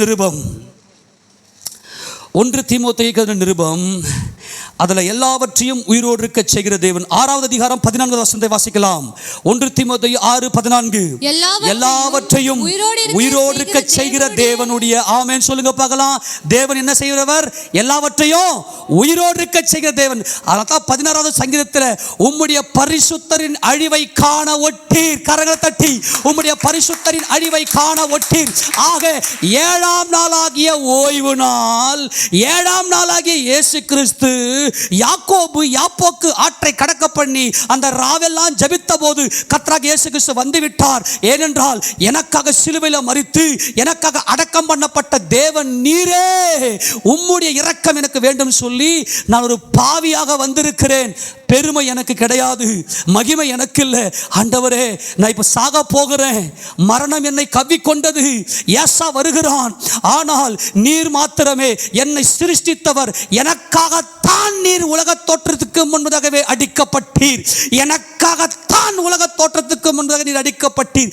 எனக்காகத்தான் உலக தோற்றத்துக்கு முன்பே நீர் அடிக்கப்பட்டீர் என்கின்ற அந்த சத்தியம் யாக்கோபை அறிந்ததனால் தான் யாக்கோபு சத்தியத்தை அறிந்தவர் என்கின்ற சத்தியத்தை நமக்கு வேதம் சொல்லுகிறது. ஆமென். யாக்கோபு இருக்கும்போது இயேசு கிறிஸ்து இருந்தாரா? இயேசு கிறிஸ்து உலக தோற்றத்துக்கு முன்னாடி அடிக்கப்பட்டவர். 1 பேதுருவின் புத்தகம் 1வது அதிகாரம் 19வது வசனத்தை வாசிக்க பார்க்கலாம். 1 பேதுரு 1வது அதிகாரம் 19. குற்றமில்லாத மாசற்ற ஆட்டுக்குட்டியாகிய கிறிஸ்துவின் விலையேற பெற்ற இரத்தத்தினாலே மீட்கப்பட்டீர்கள் என்று அறிந்திருக்கிறீர்களே. அவர் உலக தோற்றத்திற்கு முன்னே இயேசு ராஜாவுடைய பரிசுத்த நாமம் மகிமைப்படுவதாக. இயேசு கிறிஸ்து எப்ப குறிக்கப்பட்டார்? நல்ல சர்வ வல்லவர். இயேசு ராஜா நீர் சர்வ வல்லவர். நீங்க சர்வ வல்லவத்தில் மனம் திரும்பினால் திரும்ப கட்டப்படுவீர். அவரை முகமுகமாய் தரிசிப்பீர். ஆமென். தொடர்ந்து வாசிக்கலாம். அவர் உலக தோற்றத்திற்கு முன்னே குறிக்கப்பட்டவராய் இருந்து தமது மூலமாய் தேவன் மேல் விசுவாசமாய் இருக்கிற உங்களுக்காக இந்த கடைசி நாட்களில் அவர் வெளிப்பட்டார். ஆமென். இதுதான் பிதாக்கள். ஆபிரகாம் மகிமையின் தேவனை தரிசித்தார், ஈசாக்கு பயபக்திக்குரியவரை தரிசித்தார், யாக்கோபு முகமுகமாய் தரிசிக்கிறார். 7ஆம் நாள் ஓய்வு நாள் நீரே அடக்கம் பண்ணப்பட்டு பிதாவாகிய தேவனிடத்தில் வந்தவர் நீரே. உம்மை தேவன் அறிந்திருக்கிறார், நீர் தேவனை அறிந்திருக்கிறீர். ஆதலால் இந்த மனுக்குலத்தின் மரணத்தினை ஜெயித்தீர். நீரே இந்த 7ஆம் நாள். ஆக யாக்கோபு 7ஆம் நாளுக்குள்ளே நின்றார். எத்தனை பேர் புரிஞ்சு போச்சு? ஆமெனா. நல்லா கவனிங்க. உங்க முகத்தை என் மேல் பிரகாசிக்க பண்ணும். உலக தோற்றத்துக்கு முன்னே எனக்காக அடிக்கப்பட்டீர். ஹல்லேலூயா. ஆமெனா. உன் இருதயத்துக்குள்ள ஒரு விசுவாசம் வரும். உலக தோற்றத்துக்கு முன்னே எனக்காக அடிக்கப்பட்டேன். நான் பாவியான மனுஷன். யாக்கோபு நல்ல கவனி. எப்போது இஸ்ரவேலாக நீ ஆசீர்வதிக்கப்பட்டவன். இஸ்ரவேல் என்று சொன்னால் தேவனுடைய இளவரசன். உன்னை பூமியின் உயர்ந்த இடங்களில் ஏறி வர பண்ணி, அப்போ இஸ்ரவேல் என்றால் தேவனுடைய இளவரசன். நீ சிங்காசனத்தில் உட்கார்ந்திருக்கிற இஸ்ரவேல் உட்காரணும்னா நீ முதல்ல யாக்கோபாக உன்னை அர்ப்பணி. மனம் திரும்பி அப்படியே உன் பாவத்தெல்லாம் உன் கண் முன்னாடி கொண்டு வந்து, நான் செய்த பாவம் என் அக்கிரமம் என் கண் முன்னாடி இருக்குது ஆண்டவரேன்னு தாவீது சொல்றாரு. இதெல்லாம் தாவீது யாக்கோபுடைய வம்சம். இது இவர்கள் நீதி அறிந்தவர்கள். நீரே சிங்காசனத்தில் வீற்றிருக்கிற ராஜாதி ராஜா. அப்போ என்ன நடக்குதுன்னா உன் ராஜ்யம் ஸ்டாப் ஆகிடும். பேச மாட்டேன், பேச்சு ஸ்டாப் ஆகிட்டு இருக்கும். உன்னால் பேச முடியாது. இயேசு கிறிஸ்துவோடு கூட மரித்து அடக்கம் பண்ணப்பட்ட பிற்பாடு உன் சொந்த பேச்சு வராது. உன் சொந்த பேச்சை பேசாமலும் உன்னுடைய காரியங்களில் உன் வேலைகளை நீ செய்யாமலும் இயேசு ராஜாவோடு சிலுவையில் மரித்து அடக்கம் பண்ணப்பட்டிருந்தால் உன் சொந்த பேச்சு எதை பற்றி நீ பேச மாட்டேன். ஆண்டவர் பேசினா மட்டும்தான் உன் வாய் ஓப்பன் ஆகும். வழியே போகையில் தன்னை கடாத காரியத்தில் தலையிடுகிறவன் நாயின் காதை பிடிச்சி இழுத்ததை போல் இருக்குன்றாரு. நாயின் காதை பிடிச்சி இழுத்த என்ன ஆகும்? அது மாதிரி தான் இன்னைக்கு எல்லாரும் தேவையில்லாத வாயை திறந்தாவே தாறுமாறா பேசுறது. ஆனால் யாக்கோபு பேச்சு ஸ்டாப் ஆயிருச்சு. ஓய்வு நாள் அதுதான் யாக்கோபுடைய சுதந்திரம் என்று சொன்னார். ஆமென் சொல்லாமா? இப்போ முகமுகம் ஆமெனா. முகமுகம் வந்தா சிங்காசனம். இஸ்ரவேல் வரணும்னாக்கா நீ ஒரு என்னுடையது எதுவுமே இல்லப்பா, நீதிமான்களுக்கு தான் எல்லாம் வரும். ஆமேனா? நான் நீதிமான் இல்லையே, நான் பாவி அல்லவா, அதெல்லாம் தான் எல்லாத்தையும் ஓரம் கட்டினார். யாப்போக்கை கடக்க பண்ணினார். 7ஆம் நாள் என் ஆண்டவராக இயேசு கிறிஸ்து இறங்கி வந்தார். அவரே 7ஆம் நாள். எத்தனை புரிஞ்சு போச்சு? ஆக இயேசு கிறிஸ்துவோட சிலுவையில் மரித்த அனுபவம் 6ஆம் நாள் கம்ப்ளீட் ஆகிறது. 7ஆம் நாள் அவரோடு அடக்கம் பண்ணப்பட்டவர்கள், அவருடைய வேதத்தை இருதயத்தில் தரித்திருக்கிற ஜனங்கள், அவங்க என்ன பண்ணுவாங்கனாக்கா, ஜனங்களுடைய நிந்தனைக்கு பயப்பட மாட்டார்கள். நிந்தனை தமக்கு முன் வைக்கப்பட்ட சந்தோஷத்தின் பொருட்டு அவர் அவமானத்தை எண்ணாமல் சிலுவையை சகித்து, அவமானத்தை எண்ணாமல் சிலுவையை சகித்து தேவனுடைய சிங்காசனத்தின் வலது பார்சலில் உட்கார்ந்தார். இதுவே யாக்கோபுடைய சுதந்திரம். யாக்கோபுடைய சுதந்திரம் என்ன? நான் ஜீவனுள்ளோர் தேசத்தினுடைய அதிபதி, நானே என்றென்றைக்கும் ராஜாதி ராஜா. இப்போது நீ மரண தேசத்தில் இருக்கிறாய். உன் பாவங்கள், உன் அக்கிரமத்தின் நிமித்தமாய் உன்னை மரணம் பிடிக்கிறது. யாக்கோபே, ஜீவனுள்ள தேவனை, சர்வ வல்லவரை நோக்கி சத்தமிடு. நீரே 7ஆம் நாள் என் சொந்த பேச்சு, என் மனைவி, என் பிள்ளைங்க எல்லாத்தையும் ஓரங்கட்ட, மனுஷனை பார்க்கிலும் அவருடைய முகப்பார்வையும் மனுபுத்திரை பார்க்கிலும் அவருடைய ரூபமும் இவ்வளவு அந்த கேடு அடைந்தபடியால் அவரை கண்ட அநேகர் பிரமிப்படைந்தார்கள். கர்த்தராகிய இயேசு கிறிஸ்து கல்வாரி காட்சியை கண்டவனுடைய பேச்சு ஸ்டாப் ஆயிடும். என்ன பூமியில் இருக்கிற ஒவ்வொருத்தரும் நான் ராஜான்னு ஆளுகை பண்ணுகிறான்ல, யாரெல்லாம் இயேசு கிறிஸ்துவினுடைய சிலுவை மரணம் அடக்கம் பண்ணப்படுதலோடு இசைந்திருக்கிறார்களோ அவர்களுடைய பேச்சு ஸ்டாப் ஆகிடும், சிந்தனை ஸ்டாப் ஆகிடும், மைண்ட் பிளாக் ஆகிடும். உன்னால் அதாவது not a physical, that's spiritual. உன் ஆத்மா அப்படியே எதை பற்றியும் பேசாது, அப்படியே ஸ்டாப் ஆகிடும். தேவனுக்கு பயப்படுற பயம் வந்துடும். எடுத்து வாசிங்க 53ஆவது அதிகாரம், ஏசாயா தீர்க்கதரிசியின் புத்தகம் 53 ஏசாயா 52 14-15 வாசிக்க பார்க்கலாம். ரொம்ப முக்கியமான சத்தியம். வாசி.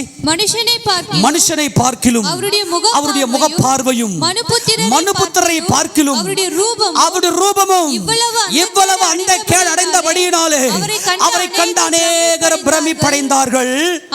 அப்படியே அவர் அநேக ஜாதிகள் மேல் தெளிப்பார். எல்லாரும் சொல்லுங்க பார்க்கலாம். பிதாவாகிய தேவன் தம்முடைய குமாரனாகிய இயேசு கிறிஸ்து ரத்தத்தை எடுத்து அநேக ஜாதிகள் மேலே தெளிப்பார். இயேசு கிறிஸ்துவின் மரணத்தை எடுத்து 6ஆவது நாளில் படைக்கப்பட்ட மனுஷனுக்குள்ளே மரணம் வந்துவிட்டது. ஜீவனாகிய இயேசு கிறிஸ்து, சர்வ வல்லவராகிய இயேசு கிறிஸ்து ரத்தத்தை எடுத்து அநேக ஜாதிகள் மேலே தெளிப்பார். தெளிக்கப்படும் ரத்தத்திற்கு வந்து சேர்ந்தீர்கள். தெளிக்கப்படும் ரத்தம் கிருபாதார பலியின் ரத்தம். அது ஆபேலின் ரத்தம் அல்ல. ஆபேலின் ரத்தம் தமக்காக பேசினது. தெளிக்கப்படும் ரத்தம் எனக்காக பேசுவது. அவர் அநேக ஜாதிகள் மேல் தெளிப்பார். அப்படியே அவர் நிமித்தம் ராஜாக்கள் தங்கள் வாயை மூடுவார்கள். கையை தட்டி மகிமை செலுத்துவோமா? ராஜாக்கள், இந்த பூமியில் இருக்கிற ராஜாக்கள். ஹல்லேலூயா, ஹல்லேலூயா. ஒவ்வொருத்தன் ராஜான்னு போறான்ல. இயேசு கிறிஸ்துவின் ரத்தத்தை கண்டவன், இயேசு கிறிஸ்துவின் கல்வாரி சிலுவையை பார்த்தவன், அவரோடு கூட சிலுவை மரித்தவன் வாயை மூடிடுவான். இந்த மாம்ச நினைவுகள் ஸ்டாப் ஆயிடும்.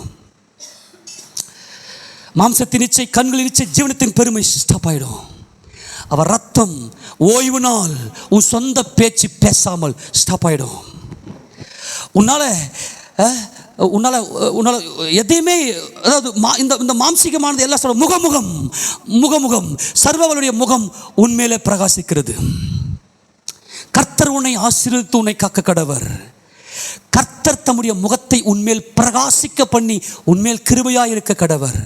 கர்த்தர் தம்முடைய முகத்தை உன்மேல் பிரசன்னமாக்கி உனக்கு சமாதானம் அருள கடவர். அவருடைய முகம், இதுவே இஸ்ரவேல் ஜனங்களுக்கு நீ கூற வேண்டிய ஆசீர்வாதம். அவருடைய முகம், சர்வவளுடைய முகம் மனம் திரும்பினவர்கள் மாத்திரமே அவருடைய முகத்தை நீ பார்த்துட்டனாக்கா உன் மூஞ்ச நீ வெறுத்துருவ, உன் அசைவை நீ மறந்துடுவ. ஏனென்றால் யாக்கோபு ஏன் அங்கே ஒரு தூதன் இறங்கி வந்தார்? ஏன் அங்கே சர்வ வல்லவர் இறங்கி வந்தார்? யாக்கோபு 7ஆம் நாளை அனுசரித்தார். யாக்கோபு 7ஆம் நாளுக்குள்ளே கடந்து போனார். யாக்கோபு 6ஆம் நாளை கம்ப்ளீட் செய்து 7ஆம் நாளுக்குள்ளே கடந்து போனார். அதனால தான் இங்கே இஸ்ரவேல் ஜனங்களுக்கு சொன்னார், உன் தகப்பனாகி யாக்கோபுடைய சுதந்திரம் இஸ்ரவேல். இஸ்ரவேல் ஆளுகை செய்யக்கூடியவன், அவன் ராஜரிக ஆசாரியன். நீங்களோ உங்களை அந்தகாரத்தினின்று தம்முடைய ஆச்சரியமான ஒளிநிலத்திற்கு வரவழைத்துடைய புண்ணியங்களை அறிவிக்கும்படிக்கு தெரிந்து கொள்ளப்பட்ட சந்ததியாயும் ராஜரிகமான ஆசாரிய கூட்டமாயும் பரிசுத்த ஜாதியாயும் அவருக்கு சொந்த ஜனமாயும் இருக்கிறீர்கள். இந்த பரிசுத்த கூட்டம் அவருக்கு சொந்தமான கூட்டம், அவரால் தெரிந்து கொள்ளப்பட்ட கூட்டம். 7ஆம் நாள் எத்தனை பேர் மனம் திரும்பி இருக்கிறீங்க? எத்தனை பேர் புரிஞ்சிருக்கு? எவ்வளவு எளிமையான சத்தியம்! எளிமையான சத்தியமே இல்லையா? நீ எதனா படிச்சியாமா? ஏன் உன் வீட்டுக்காக உன் மனசு வலிக்குது? ஏன் உன் மனைவிக்காக உன் மனசு வலிக்குது? ஏன் உன் பிள்ளைக்காக மனசு வலிக்குது? அந்த நான் என்கின்ற சுயம். ஆனால் தேவன் இதற்காக நம்மை ஆயத்தப்படுத்துகிறவர் தேவனே. ஆவி என்னும் அச்சாரத்தை நமக்கு தந்தவரும் அவரே. என் ஆண்டவராகிய தேவன் என்றென்றைக்கும் கர்த்தராகிய இயேசு கிறிஸ்துவின் மூலமாய் மகிமைப்படுவாராக. அவருடைய பரிசுத்த நாமம் மகிமைப்படுவதாக. நல்லா கவனிக்கணும். அந்த கேடு அடைந்தாரே, அந்த கேடு 6ஆம் நாளுடைய முடிவும் 7ஆம் நாளுடைய தொடர்ச்சியும் 8ஆம் நாளும் ஆகிய ஆண்டவராகிய இயேசு கிறிஸ்து. இன்னைக்கு மனுஷனுடைய பெரிய குறை என்ன தெரியுமா? நீங்களாம் உங்கள் தேவைகளுக்காக வரீங்க. எனக்கு இந்த தேவை வேணும், அந்த தேவை வேணும்னு. கண்டிப்பாக நம்முடைய தேவைகளை பூர்த்தி செய்கிற தெய்வம் நம்முடைய மனசை படைச்சிருக்கிறாரு. நம்முடைய மனசுக்கு என்னென்ன தேவை அதெல்லாம் கொடுக்க வல்லவர். தயவு செய்து சொல்கிறேன், நான் சாவக்கூடாதுன்னு விரும்புங்க. அப்போ நான் நித்திய ஜீவனுக்கு வரணும் ஏசப்பா. எத்தனை பேர் நித்திய ஜீவன் வர போகிறீங்க? கையை ஊற்றி ஆமேன்னு சொல்லிக்கங்கப்பா. உங்கள் கையை தேவன் பார்க்கட்டும்பா. புரிஞ்சுக்க முடிதா? 7ஆம் நாளை கடந்தா தான் 8ஆம் நாளுக்குள்ளே போக முடியும். அப்போ இயேசு கிறிஸ்துவோடு செத்து இருந்தா தான் 7ஆம் நாள் நிந்தை அவமானம். என்ன? நான் ராஜான ராஜாவுக்கு என்னது மகிமை, ராஜாவுக்கு பெருமை. அவன் பெருமை பேசுவான். உண்மையுள்ள மனுஷனை கண்டுபிடிக்கிறவன் யார்? மனுஷன் தற்பெருமை பேசுவாங்களே, அவனுடைய நீதிமொழி நல்ல வசனம் இல்லையா? என்ன வசனம் அது? என்ன வசனம்? உண்மையுள்ள மனுஷனை கண்டுபிடிப்பவன் யார்? மனுஷர் பெருமாள் தங்கள் தயாளத்தை பேசுவார்கள். அவன் தயாளத்தை பற்றி பேசுவான். டைம் ஆயிடுச்சு, சரி சுருக்கமாக முடிக்கிறேன். யாக்கோபுடைய சுதந்திரம் என்ன? முகமுகம். இஸ்ரவேல், நீ என்னோடு கூட ஆளுகை செய்வ, கானான் தேசத்துக்குள்ளே வருவ. கவனிங்க, இந்த வசந்த வாசி முடிக்க போகிறோம். வாசிக்க பார்க்கலாம். அநேக ஜாதிகள் மேல் தெளிப்பார். மறுபடியும் பசங்க வாசிமா 52:15. அப்படியே அவர் அநேக ஜாதிகள் மேல் தெளிப்பார். அவர் நிமித்தம் ராஜாக்கள் தங்கள் வாயை மூடுவார்கள். ஏனெனில் தங்களுக்கு தெரிவிக்கப்படாது, நல்ல கவனி, தங்களுக்கு தெரிவிக்கப்படாதிருந்ததை அவர்கள் காண்பார்கள். கேள்விப்படாதிருந்ததை அவர்கள் அறிந்து கொள்வார்கள். தங்களுக்கு தெரிவிக்கப்படாதிருந்தது என்பது மரித்தோரின் உயிர்த்தெழுதல்.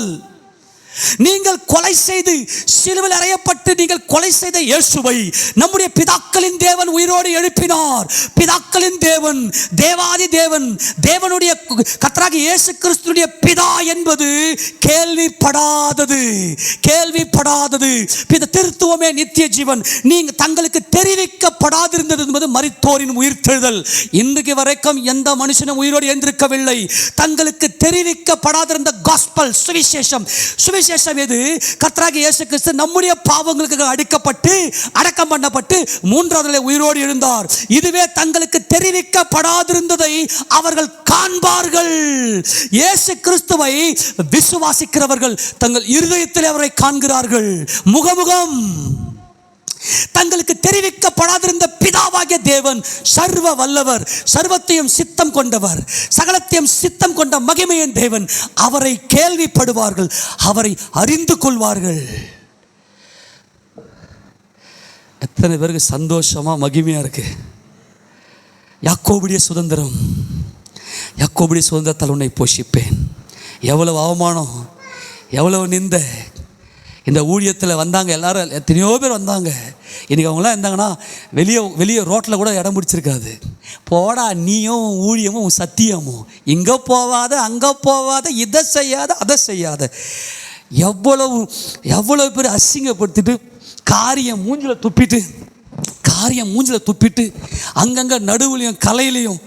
என்ன அவன் இப்படியெல்லாம் அவமானம் இந்த 7ஆம் நாள் அதனால ஆண்டவர் சொல்றாரு, ஓ ரஷந்தல ரக்கபவர் அந்திரிபவர் அவல ரஷந்தல ரக்கமவ. நன்றியோடு ஹalleluya ஆமெனா. உன் பிதாக்களாகிய யாக்கோபு, உன் தகப்பனாகிய யாக்கோபுடைய சுதந்திரம். ஓ ரஷந்தல ரக்கமவ. நன்றியோடு ஹalleluya ஆமெனா. இந்த ஜீவவாசல் ஜெப வீட்டினுடைய 15வது ஆண்டு விழான்னு சொன்னதும், இந்த ஆண்டு விழாவை கொண்டாடுவதற்கு நீங்கள் ஓடுனீங்களே, பிரயாசப்பட்டீங்களே, உங்கள் பிரயாசத்தை கர்த்தர் பார்க்கிறார். ஆமென். உங்கள் தலையின் மேலே, உங்கள் சந்ததியின் மேலே இந்த யாக்கோபுடைய சுதந்திரத்தை என் தேவன் போஷிக்க பண்ணுவாராக. கையை தட்டி மகிமைப்படுத்துவோமா? ஓ ரஷபல ரக்கபவ ரந்தல ரீமவ. நன்றியோடு ஹalleluya. தங்களுக்கு தெரிவிக்கப்படாதிருந்ததை அவர்கள் காண்பார்கள். உயிர்த்தெழுந்த இயேசு நசரேத்து ஊரில் வளர்ந்தவர், பெத்லகேம் ஊரில் பிறந்தவர். நசரேனாகிய இயேசு உயிரோடு இருக்கிறார். நசரேனாகிய இயேசுவின் நாமத்தில் எழுந்து நடப்பார்கள். அவர் உயிரோடு இருக்கிறார், அவர் ஜீவிக்கிறார். அவர் யார் எழுப்பினது? தேவன் அவரை எழுப்பினார். ஓ ரஷப. எல்லாவற்றையும் உயிரோடு இருக்க செய்கிற தேவனை அறிந்து கொள்வார்கள். ஒன்றான மெய் தேவனாகிய உம்மையும் நீர் அனுப்பின இயேசு கிறிஸ்துவையும் அறிவதே நித்திய ஜீவன். ஓ நீர் உம்முடைய முகத்தை என் மேல் பிரகாசிக்க பண்ணும். இறங்கி வாரும். நான் பாவி வந்திருக்கிறேன், யாக்கோபு வந்திருக்கிறேன். உன் பேர் என்ன? யாக்கோபு. வந்தவர் கேட்டார், உன் பேர் என்ன? யாக்கோபு ஐயா. பாவி வந்திருக்கிறேன். ஆமென். அசிங்கமா பேசினவன், அசிங்கமா பார்த்தவன். மோசே சொல்லுவார், ஆண்டவரே விருத்த சேதனம் இல்லாத இருதயத்தை உடையவன் நான், தேவனை காணாதவன் நான். வேற யாரையாச்சும் அனுப்புங்க ஆண்டவரே உங்க காரியமாய். ஆண்டவரே விருத்த சேதனம் இல்லாத இருதயத்தை உடையவன் நான், நீரோ என்றென்றைக்கும் தேவனே என் சந்தோஷம். என் சந்தோஷம் உங்களில் நிறைவாயிருக்கும்படிக்கு இவைகளை உங்களுக்கு சொல்லுகிறேன் என்று சொன்னாரே. நாங்கள் விருத்த சேதனம் இல்லாதவர்கள். உங்களை குறித்து யாராச்சும் பேசும்போது, அசிங்கமாக பேசும்போது, அவமானமாக பேசும்போது, ஆமாம் ஆண்டவரே சகிக்கிறேன்னா, நீ 7ஆம் நாளுக்குள் இருக்கிற, நீ 8ஆம் நாளை பார்ப்பாய். உன் தகப்பனாகி யாக்கோபுடைய சுதந்திரத்தை யாக்கோபுடைய சுதந்திரத்தால் உன்னை போஷிப்பேன். கர்த்தருடைய வாய், சர்வவல்லுடைய வாய் இதை சொல்லிற்று. ஒரு தூதன் பொழுது விடியும் அளவும் அவர் யாக்கோபோட கூட போராடுகிறார். என்னை விடு, நான் போகட்டும், என்னை விடு. 7 வந்து விட்டார். இன்னைக்கு ஜூலை மாதம் 7ஆம் மாதம் 7ஆம் தேதி. 7 நட்சத்திரங்கள் தம்முடைய வலதுகரத்தில் ஏந்தி கொண்டு 7 பொன் குத்துவிளக்குகள் மத்தியிலே உலாவுகிறவர். அவர் யாக்கோபுக்கு சத்தியத்தை இரக்கம் பாராட்டினார். அவர் நேராக வந்து போர்டில் கை வச்சார். போதுண்டா, போதும். ஆமேனா, ஆமேனா, போதும். ஆமேனா, சத்தியம் போதும். நீ கிருபையில் பலப்படு. என் குமாரனாகிய தீமோத்தேயுவே, நீ கர்த்தருடைய கிருபையில் பலப்படு. அல்லேலூயா. கர்த்தருடைய பரிசுத்த நாமத்துக்கு மகிமை உண்டாகட்டும். நேற்று ரூத்தம்மா சொல்லிச்சு, எப்பா நான் பிறந்தப்ப நான் செத்து போகிறதுக்கு கிட்ட போயிட்டேனா. எல்லாரும் எங்கள் அம்மாலாம் நினச்சிட்டாங்களா செத்துருவான்னு சொல்லி. வாய்ப்பே இல்லை பழைக்கிறதுக்குன்னு. அப்படி புறம்பே தள்ளப்பட்டு நான் கூட எங்கள் அப்பாவுக்கு 9வது பையன், எங்கள் அம்மாவுக்கு நான் 6வது பையன். எங்கள் அம்மா என்ன பார்க்கும்போது எங்கள் அண்ணன்லாம் பெரிய பெரிய பசங்க. எங்கள் அம்மா என்னென்ன நினச்சிதோ, இவன் கருவிலே போட்டு தள்ளின்னு நினச்சாங்களோ. ஆனால் என் தாயின் வயிற்றில் உருவாக்கும் முன்னே, உலக தோட்டத்துக்கு முன்னே என்னை கண்ட என் தேவன், என் 7ஆம் நாள், என் இயேசுராஜன், என் 7 நட்சத்திரங்கள் தம்முடைய வலது கரத்தில் ஏந்து கொண்டு 7 பொன் குத்துவிளக்குகள் மத்தியிலே உலாவிக் கொண்டிருக்கிற தேவன், என் பிதாக்களாகிய ஆபிரகாம், ஈசாக்கு, யாக்கோபின் தேவன், என்னை முன்குறித்தபடியினாலே, என்னை தெரிந்து கொண்டபடியினாலே இந்த ஊழியத்தை தொடர செய்கிறார். நானே சாக நினைச்சாலும் அவர் என்னை சாக விட மாட்டார். இந்த மரண இருளின் தேசத்திலிருந்து, ஓ இதானா, கர்த்தருடைய பரிசுத்த மகிமை உண்டாவதாக. ஆமென், ஆமென், ஆமென். இந்த மரண இருளின் தேசத்தில் இருக்கிறோம்.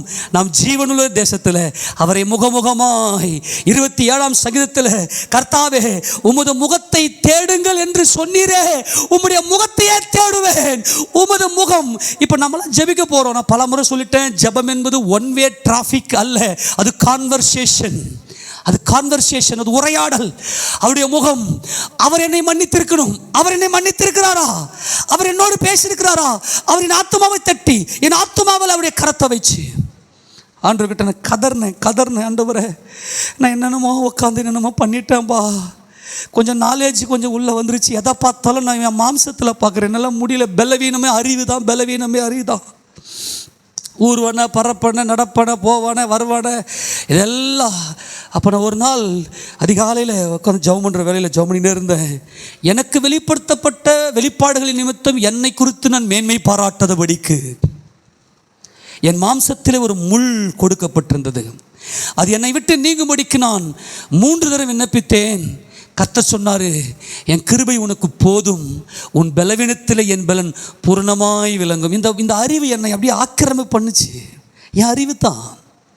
ரூத்தம்மா சொல்லும், எப்பா தாழ்த்திக்க முடியல, கொந்த தேவ சமூகத்தில் என் கிருபை உனக்கு போதும். அந்த வார்த்தை வந்துச்சு பாருங்க. என் ஆண்டவராக இயேசுவின் பரிசுத்த நாமம் என்றென்றைக்கு மகிமைப்படுவதாக. எல்லா இருளும், எல்லா காரிருளும், எல்லா அந்தகாரமும் அகன்றது. ஜீவன் பிறந்தது, பேரொளி என் இருதயத்துக்குள்ளே வந்தது. எல்லாருமே சொல்லுவோமா? என் கர்த்தராக இயேசு பரிசுத்த நாமம் மகிமைப்படுவதாக. தள்ளப்பட்டவர்கள், புறம்பாக்கப்பட்டவர்கள், மனுஷரால் கைவிடப்பட்டவர்கள் என் சர்வ வல்லவர்களை தெரிந்து கொண்டார். ஆமெனா. இந்த கனமான ஊழியத்துக்கு என் கர்த்தர் தெரிந்து கொண்டார். ஆக இந்த யாக்கோபின் தேவன் உன் சொந்த பேச்சை பேசாத. அவரோடு கூட மரித்து அடக்கம் பண்ணப்பட்டவர்கள் சொந்த பேச்சு ஸ்டாப் ஆயிடும். ஆமெனா. இப்போ என்ன செய்வார்கள்? இவள் இருதயத்துக்குள்ள ஒரு நடனம் உள்ள வரும். தேவன் இந்த யாக்கோபை எங்க கொண்டு வராருன்னா, இப்போ வாசத்தை முடிக்க போறோம். உன் பேர் என்ன? யாக்கோபே. யாக்கோபேன்னு கூப்பிடல, உன் பேர் என்ன? என்னை ஆசீர்வதித்தால் விடுவதில் ஏற்று வாசிக்க பார்க்கலாம். வேகமாக வாசிக்க 32வது அதிகாரம் ஆதிகாமம் புத்தகம் 32ல் எடுத்து வாசிக்க பார்க்கலாம். தொடர்ந்து வாசிமா. 24 வாசி. யாக்கோபு பிந்தி தனித்திருந்தான். அப்பொழுது ஒரு புருஷன் பொழுது விடியும் அவனுடைய போராடி 7ஆம் நாள் 6வது நாள்ல மரணம் வந்துருச்சு மனுஷனுக்குள்ள. 6ஆம் நாள்ல மரணத்தை ஜெயம் கொள்ள வேண்டும். உம்மோடு மரித்து விட்டேன், இப்போது அடக்கம் பண்ணப்பட்டு விட்டேன். எனக்கு உறுதி எதுவுமே இல்லை. என்னுடைய எதுவுமே இல்லை, எல்லாத்தையும் அக்கறைப்படுத்திட்டேன். எம்டி. நான் வெறுமையா போறேன். எம்டி. கிறிஸ்து முகமுகமாய் வந்துட்டார். 7ஆம் நாள் வந்து எம்டி வந்துட்டார். தம்மை தாமே வெறுமையாக்கி அவர் தேவனுடைய ரூபமாயிருந்தும் தேவனுக்கு சமமாயிருப்பதை கொள்ளையாடின பொருளாக எண்ணாமல் தம்மை தாமே வெறுமையாக்கி கிறிஸ்து ஒப்பு கொடுத்தவர். தம்மை தாமே வெறுமையாக்கி யாப்போக்கை கடந்த யாப்போக்கே என் இயேசு கிறிஸ்துவே. யாரெல்லாம் வெறுமையாக்கி என்னுடைய எதுவும் இல்லைப்பா. ஆபிரகாமே, உன் பிள்ளையை பலி செலுத்து. சரியாண்டவரே, என்னுடைய நீர் கொடுத்தீர், பலி செலுத்துவேன். அந்த மரணத்திலிருந்து அவனை உயிரோடு எழுப்ப உம்மாலாகும். அதுவே பிதாக்கள். அதான் 7ஆம் நாள். அந்த 7ஆம் நாள் தான் தன்னுடைய குமாரனை ஒப்பு கொடுத்த ஆபிரகாம், பலிபீடத்தில் கடத்தின ஆபிரகாம். பிதாக்கள். ஈசாக்கு ஒண்ணுமே இல்லை, விதைத்தான். உயிரோடு இருக்க செய்கிற தேவன், 100 மடங்கு பலனை கொடுக்கிற தேவன். ஆமென். ஒரு புருஷன் வந்து விட்டார். 7 வந்து விட்டார். 7 வந்து விட்டது. 7ஆம் நாள். அப்பொழுது நீ கர்த்தரில் மனமகிழ்ச்சியா இருந்து, அப்பொழுது எப்பொழுது உன் சொந்த பேச்சு பேசாமல் இருந்து, உன் காலை உன் சுய சித்தத்துக்கு விலக்கி தேவ சித்தம் செய்து கொண்டு ஒப்பு கொடுக்கும் போது, தேவ சித்தம் 7ஆம் நாள். வாசிக்கலாம் தொடர்ந்து. அவனை மேற்கொள்ளதை கண்டு அவனுடைய தொடைசந்தை தொட்டார். அதனால் அவருடனே போராடுகையில் யாக்கோபின் தொடைசந்து சுளுக்கிற்று. அவர் நான் போகட்டும், பொழுது விடுகிறது என்றார். அதற்கு அவன், நீர் என்னை ஆசீர்வதித்தால் ஒழிய உம்மை போகவிடேன். அப்பா, உம்முடைய முகத்தை என் மேல் பிரகாசிக்க பண்ணினால் ஒழிய நான் உம்மை போகவிடேன். உமது முகத்தை ஜீவனுள்ளோர் தேசத்தில் நீர் ஜீவனுள்ளோர், நீர் மரித்தோர் என்று உயிர்த்த என்றென்றைக்கும் தேவ ராஜ்யத்தை ஆளுகை செய்கிற ராஜாதி ராஜா நீர். நீர் யெகோவா தேவன். நீர் என்னை ஆசீர்வதித்தால் ஒழிய ஒரு கருணை பார்வை. ஆண்டவரே, என் அக்கிரமத்தை நினையாதிரும், என் பாவங்களை நினையாதிரும், உம்முடைய காருண்யத்தை நினைத்தரும். அவைகள் அநாதி காலம் முதல் இருக்கிறதே. 25ஆம் சீல வாசிக்கிறோம். அவைகள் அநாதி காலம் முதல் இருக்கிறதே. அந்த கருணை முகம், அந்த முகமுகம், அந்த மகிமையின் முகத்தை என் மேல் பிரகாசிக்க பண்ணும். உடனே ஆண்டவர் கேட்கிறாரு, அவர் உன் பேர் என்ன என்றார். யாக்கோபு என்றான். எத்தனை பேர் யாக்கோபா வந்திருக்கிறீர்கள்? எத்தனை பேர் பாவியாக ஒப்பு கொடுக்கிறீர்கள்? யாக்கோபு வந்திருக்கிறேன், பாவி வந்திருக்கிறேன், எத்தன் வந்திருக்கிறேன். அவன் பேர் எத்தன். அவன் பேருக்கு ஏற்ற மாதிரி செய்தான். யாசா சொல்றான், அவன் பேருக்கு ஏற்ற மாதிரி செய்தான். என்கிட்ட என்ன நீதி இருக்கிறது? பாவி வந்திருக்கிறேன். 2 கரத்தையும் தூக்கி ஒப்பு கொடுத்துருங்க. பாவி வந்திருக்கிறேன். இனி உன் பேர் யாக்கோபு என்னப்படால் இஸ்ரவேல். எல்லாம் வாசி, எல்லாம் சேர்ந்து வாசி. அப்போது அவர் உன் பேர் இனி யாக்கோபு என்னப்படாமல் இஸ்ரவேல். கையை தட்டி, இதுதான் யாக்கோபுடைய சுதந்திரம். யாக்கோபு சுதந்திரத்துக் கொண்ட சுதந்திரம், உன் தகப்பனாகிய யாக்கோபுடைய சுதந்திரம் இஸ்ரவேல். தேவனுடைய இளவரசன் உன்னை பூமியின் உயர்ந்த இடங்களில் ஏறி வர பண்ணி உன்னை சிங்காசனத்தில் உட்கார வச்சு அழகு பார்ப்பேன். என் அன்பு, என் அன்பு, என் அன்பு உன் மேல வச்சிருக்கிற அன்பு மாறாதது. யாக்கோபே, உன் மேல வைத்திருக்கிற என் அன்பு மாறாது. என் அன்பை கண்டுபிடிச்சவனே, என் அன்பை உணர்ந்து கொண்டவனே, என் அன்பை புரிந்து கொண்டவனே, உனக்காக என்னை தாமே தம்மை தாமே ஒப்பு கொடுத்தது நான் என்று என் அன்பை புரிந்து கொண்டவனே, உன்னை நான் பூமியின் உயர்ந்த இடங்களில் ஏறி வர பண்ணி. ஏனென்றால் யாக்கோபு 7ஆம் நாளை கடந்தவர். உன் பேர் இனி யாக்கோபு என்னப்படாமல் இஸ்ரவேல் என்னப்படும். தேவனோடும் மனிதனோடும் போராடி மேற்கொண்டாயே. தேவனோடு போராடி மேற்கொண்ட ஜீவன்கள், மனிதனோடு போராடி மேற்கொள்வது 24 மூப்பர்கள். இவர்கள் தேவனை முகமுகமாய் தரிசிக்கிறார்கள். ஆமென். இந்த ரகசியத்தெல்லாம் நம்ம தெளிவாக ஆதாரத்தோடு பார்த்தோம். போர்டில் வச்சு எத்தனையோ தரம் இந்த சத்தியங்கள் எல்லாம் பார்த்தோம். கர்த்தருடைய பரிசுத்த நாமம் மகிமைப்படுவதாக. இப்போ ஆண்டவர் என்ன சொல்றாருன்னா, இந்த யாக்கோபு எப்படி வராருன்னா, உபாகமத்தின் புத்தகம் 32வது அதிகாரம், உபாகமத்தின் புத்தகம் 32 அதில் 12 வாசிக்க பார்க்கலாம். கர்த்தர் ஒருவரே அவனை வழிநடத்தினார், அந்நிய தேவன் அவரோட இருந்ததில்லை. பூமியில் உள்ள உயர்ந்த ஸ்தானங்களில் அவனை ஏறி வர பண்ணினார். கையை தட்டி. இப்போ கர்த்தரை முகமுகமாய் தரிசித்தார். ஆண்டவரே, என்னுடைய முகத்தை தேடுங்கள் என்று சொன்னீரே, உம்முடைய முகத்தையே தேடுவேன். கர்த்தரை முகமுகமாய் தரிசித்தார். இப்போது முகமுகமாய் என்பது கர்த்தராகிய இயேசு கிறிஸ்து, அது 7ஆம் நாள். இப்போது ஏறி வர பண்ணி என்பது 8ஆம் நாள். உன்னை சிங்காசனத்தில் உட்கார வைப்பேன். அப்போ பூமியில் உள்ள உயர்ந்த ஸ்தானங்களின் மேல் அவனை ஏறி வர பண்ணினார். ஏறி வர பண்ணிட்டு நீதியினாலே அவனை ஸ்திரப்படுத்துகிறார். நீதியை அறிந்தவன், சத்தியத்தை சொல்லி பார்த்துட்டோம். நீதிமான்கள் தங்கள் இருதயத்தில் தேவனுடைய வேதத்தை தரித்திருக்கிறவர்கள். வாசிப்பாளர் தொடர்ந்து அவனை ஏறி வர பண்ணினார். வயலில் விளையும் பலனை அவனுக்கு புசிக்க கொடுத்தார். கண்மலையில் உள்ள தேனையும் கற்பாரிலிருந்து வடியும் எண்ணெயையும் அவன் உண்ணும்படி செய்தார். பசுவின் வெண்ணையும் ஆட்டின் பாலையும் பாசானில் மேயும் ஆட்டுக்குட்டிகள், ஆட்டுக்கடாக்கள், வெள்ளாட்டு கடாக்கள், இவைகளுடைய கொழுமையான கோதுமையும், இவருடைய கொழுப்பையும் கொழுமையான கோதுமையும் ரத்தம் போன்ற சுயமான திராட்சரசத்தையும் சாப்பிட்டாய்.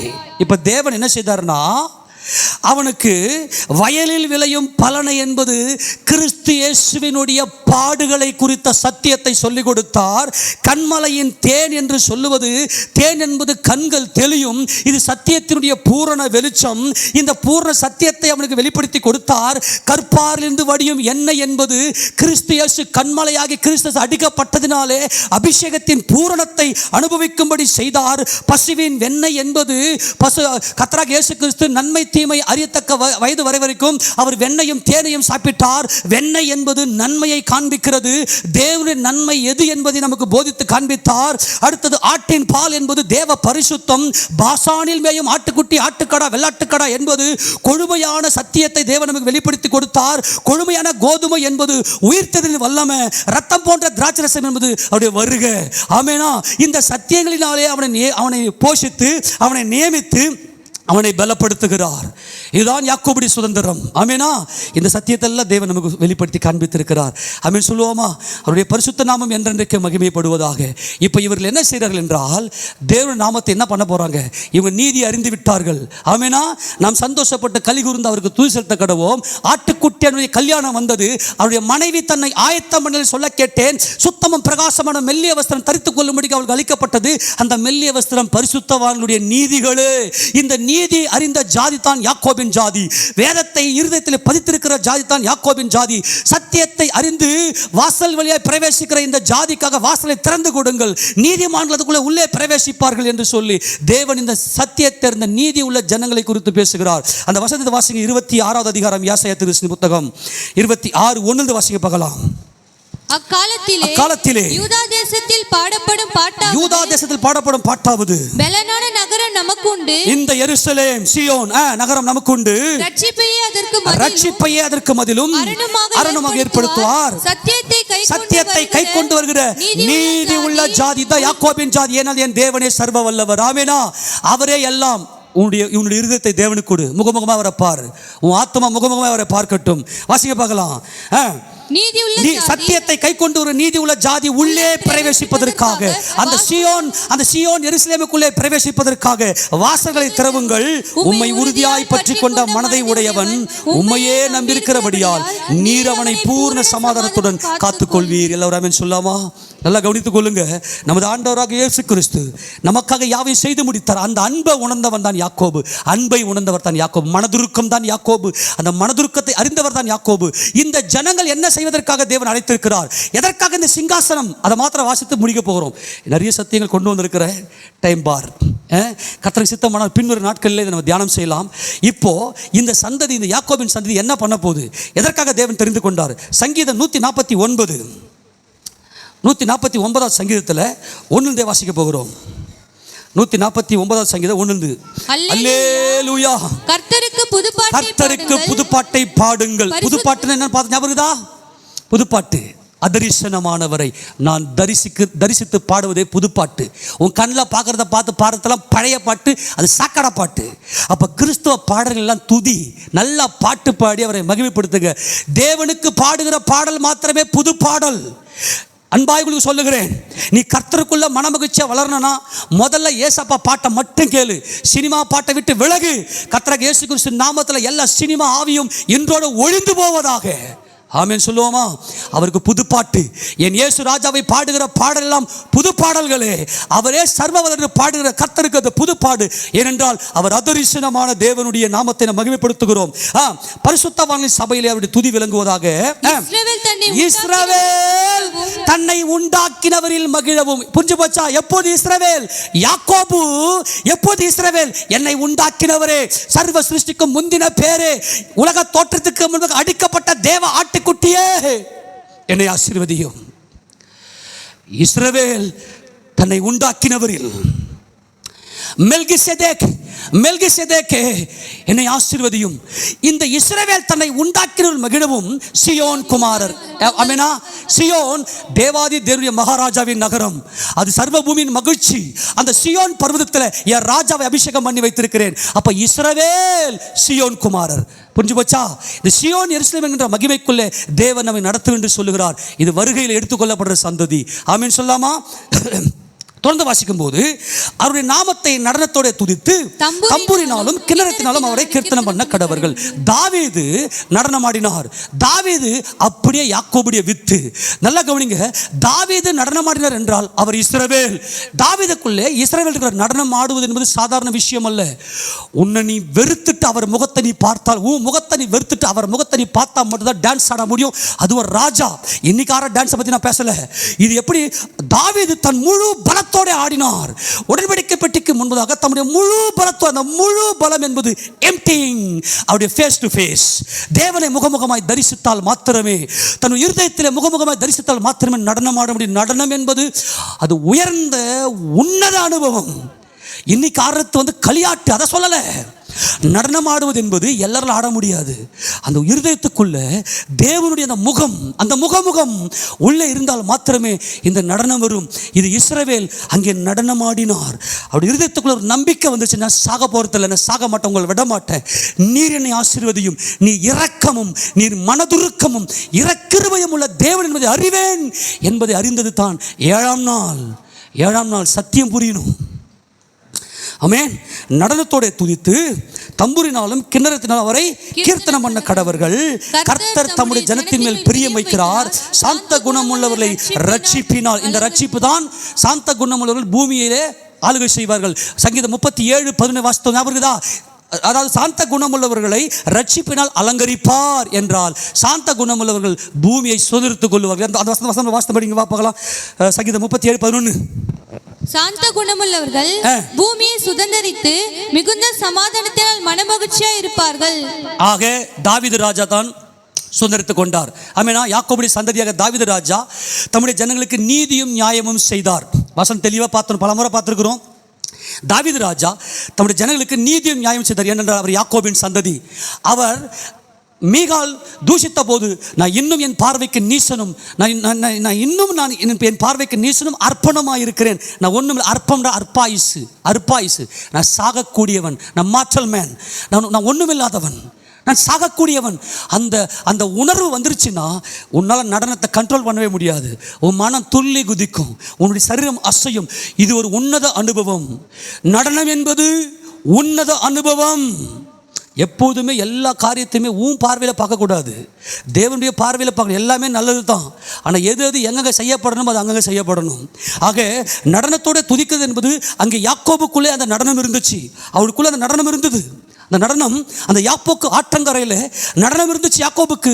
அதை அவருடைய யாக்கோபுடைய குமாரனாகிய தாவீது அதை செய்து முடித்தார். வாசிங்க தொடர்ந்து.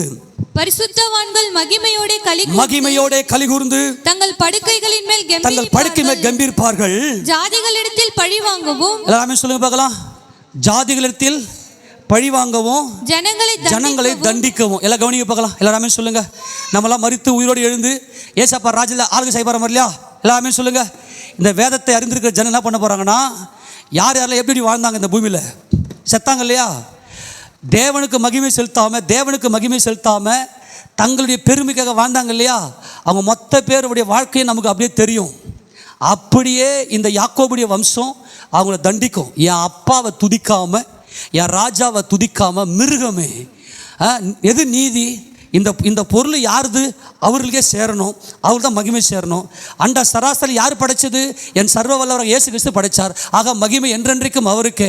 அதை செலுத்தாமல் தன்னை பெருமைப்படுத்தி வாழ்ந்தான் பார்த்தியா, அவனெல்லாம் தண்டிக்கிற அந்த மனம் உள்ள வருது பாரு. அவன் தான் சீயோன் குமாரர். தண்டிக்க போகிறோம், கூப்பிட்டு லாடம் கட்ட போகிறோம். எங்கள் அப்பாவை துதிக்காமல் இப்போ இன்னும் 7 வருஷம், இன்னும் எழுதி வச்சுக்க. எல்லாம் ஹெஸ்புல்லா, அதாவது இஸ்ரேலுடைய வடக்கு பகுதியில் யுத்தம் ஸ்டார்ட் ஆயிருச்சு. இந்த யுத்தத்துக்காக தான் நம்ம பல முறை இயேசுராஜா நாமத்துக்கு பல வருஷங்களாக பேசிக்கணும், வடக்கே ஸ்டார்ட் ஆகணும் யுத்தம்னு. இப்போ ஹெஸ்புல்லா தாக்க ஆரம்பிச்சிட்டாங்க. ஒரே நாள் 200 ராக்கெட் அடிச்சிருக்கிறான். இஸ்ரேல் பதில் தாக்குதல் பண்ணியிருக்கிறாங்க. இப்போ ரஷ்யா என்ன செய்வானாக்கா, ஒரு ரகசிய உடன்படிக்கை பண்ணி இஸ்ரேல் தாக்க வருவான். இது நடந்து 7 வருஷத்தில் நாம் இயேசு ராஜாவோட கூட எல்லா அவரோட ஆளுகை செய்ய போகிறோம். அன்றைக்கி நம்ம என்ன செய்ய போகிறோம்னாக்கா, இந்த ஜாதிகளை பழி வாங்கணும். பழி வாங்கத்திலே வரும். எப்படி பழி வாங்குவோம்? எங்கள் அப்பனுக்கு இதை செஞ்சில்ல, நான் உன்னை பழி வாங்குறேன்டா. அந்த உணர்வு, அந்த மாம்சம் துடிக்கும்ல, அதே போல அந்த ஆவியில் ஒரு துடிப்பு. எங்கள் அப்பாவுக்கு மகிமை, ராஜ்யமும் வல்லமையும் மகிமையும் என்றென்றைக்கும் உம்முடையவைகளே. அப்படி மகிமை செலுத்தாதிருக்கிற ஒவ்வொருத்தரையும் தண்டிக்கிற இருதயம் சத்தியம் அறிஞ்சிருக்கணும். இதான் யாக்கோபுக்கு சத்தியத்தையும் கிருபை இரக்கத்தை ஆபிரகாமுக்கும் தேவன் வெளிப்படுத்தி கொடுத்தார். தொடர்ந்து வாசிக்கும் போது, அவர்களுடைய ராஜாக்களை சங்கிலிகளாலும், மோடி இங்க வாங்க, மோடி இங்க வா. பார்த்தல இப்போ என்ன பார்க்க போறோம் நம்ம? இப்போ இன்னைக்கு இருக்கிற ராஜாக்கள், முக ஸ்டாலின் பிடி வா. யாரெல்லாம் தேவனுக்கு மகிமை செலுத்தாம உங்க மூஞ்சி போட்டோ எடுத்து வச்சுக்கிட்டு அவன் ராஜா சங்கிலி போட்டு கட்டணும் இன்னைக்கு. அதுக்கு தான் நம்மளை அழைச்சிருக்கிறார். இப்போ ஒழுங்கா பைபிளை கத்துக்குங்க, சத்தியத்தை அறிந்து கொள்ளுங்க. ஏசப்பா நாமத்தில் போர்டில் வச்சு காட்டிட்டோம். எப்பா போதுண்டா என் குமாரனே, போதுண்டா, இப்படி கிருபையில் பலப்படு என்று தேவன் நமக்கு கொடுத்திருக்கிறார். அவன் ராஜாக்கள் சங்கிலி கட்டுவான். ஒபாமா முன்னாடி இருந்தே பைடன் இங்கே வா, சங்கிலி போட்டு கட்டு. புதிய நீங்கள் வாடா, இங்கே சங்கிலி போட்டு கட்ட போகிறோம், சங்கிலி போட்டு கட்ட போகிறோம். அதுக்கு தான் உள்ள கூப்பிடுறது நம்மளை. அதுக்கு தான் சொல்கிறேன், அவரை ஆராதிக்கிறது என்பது, ஓய்வு நாள் அசட்டை பண்ணுறது என்பது ஒரு வினாடி கூட இயேசு கிறிஸ்து இருதயத்தை விட்டு வெளியே போகக்கூடாது. பழைய ஏற்பாட்டு காலத்தில் மாம்சம், அது புதிய ஏற்பாட்டு காலத்தில் கிருபை. அந்த ஓய்வு நாள் என் இருதயம், அந்த நாள் என் இயேசு கிறிஸ்து உள்ளிருந்தார்னா நாட்களெல்லாம் கடந்து காலங்களுக்கு அப்பாற்பட்டு நித்திய ஜீவனை சுதந்திரத்து கொண்டு யாக்கோபுடைய சுதந்திரத்தாலே நான் உன்னை போஷிப்பேன். கர்த்தருடைய வாய் இதை சொல்லிச்சுரா. அப்படி சும்மா சொல்லிட்டு ஏங்க வாயின்றார், மாறவே மாறாதுரா, இந்த வாக்குத்தத்தம் மாறாதுரா. ஆமேனா. ஜீவவாசல் ஜப வீடு நீங்கள் பட்ட பிரயாசம். ஆமேன். இந்த சபைக்கு வந்தக்கூடிய அவமானங்கள்லாம் நீங்கள் சகிச்சில்ல. 100 நாள் வேலையெல்லாம் எவ்வளோ கேவலம் இல்லை?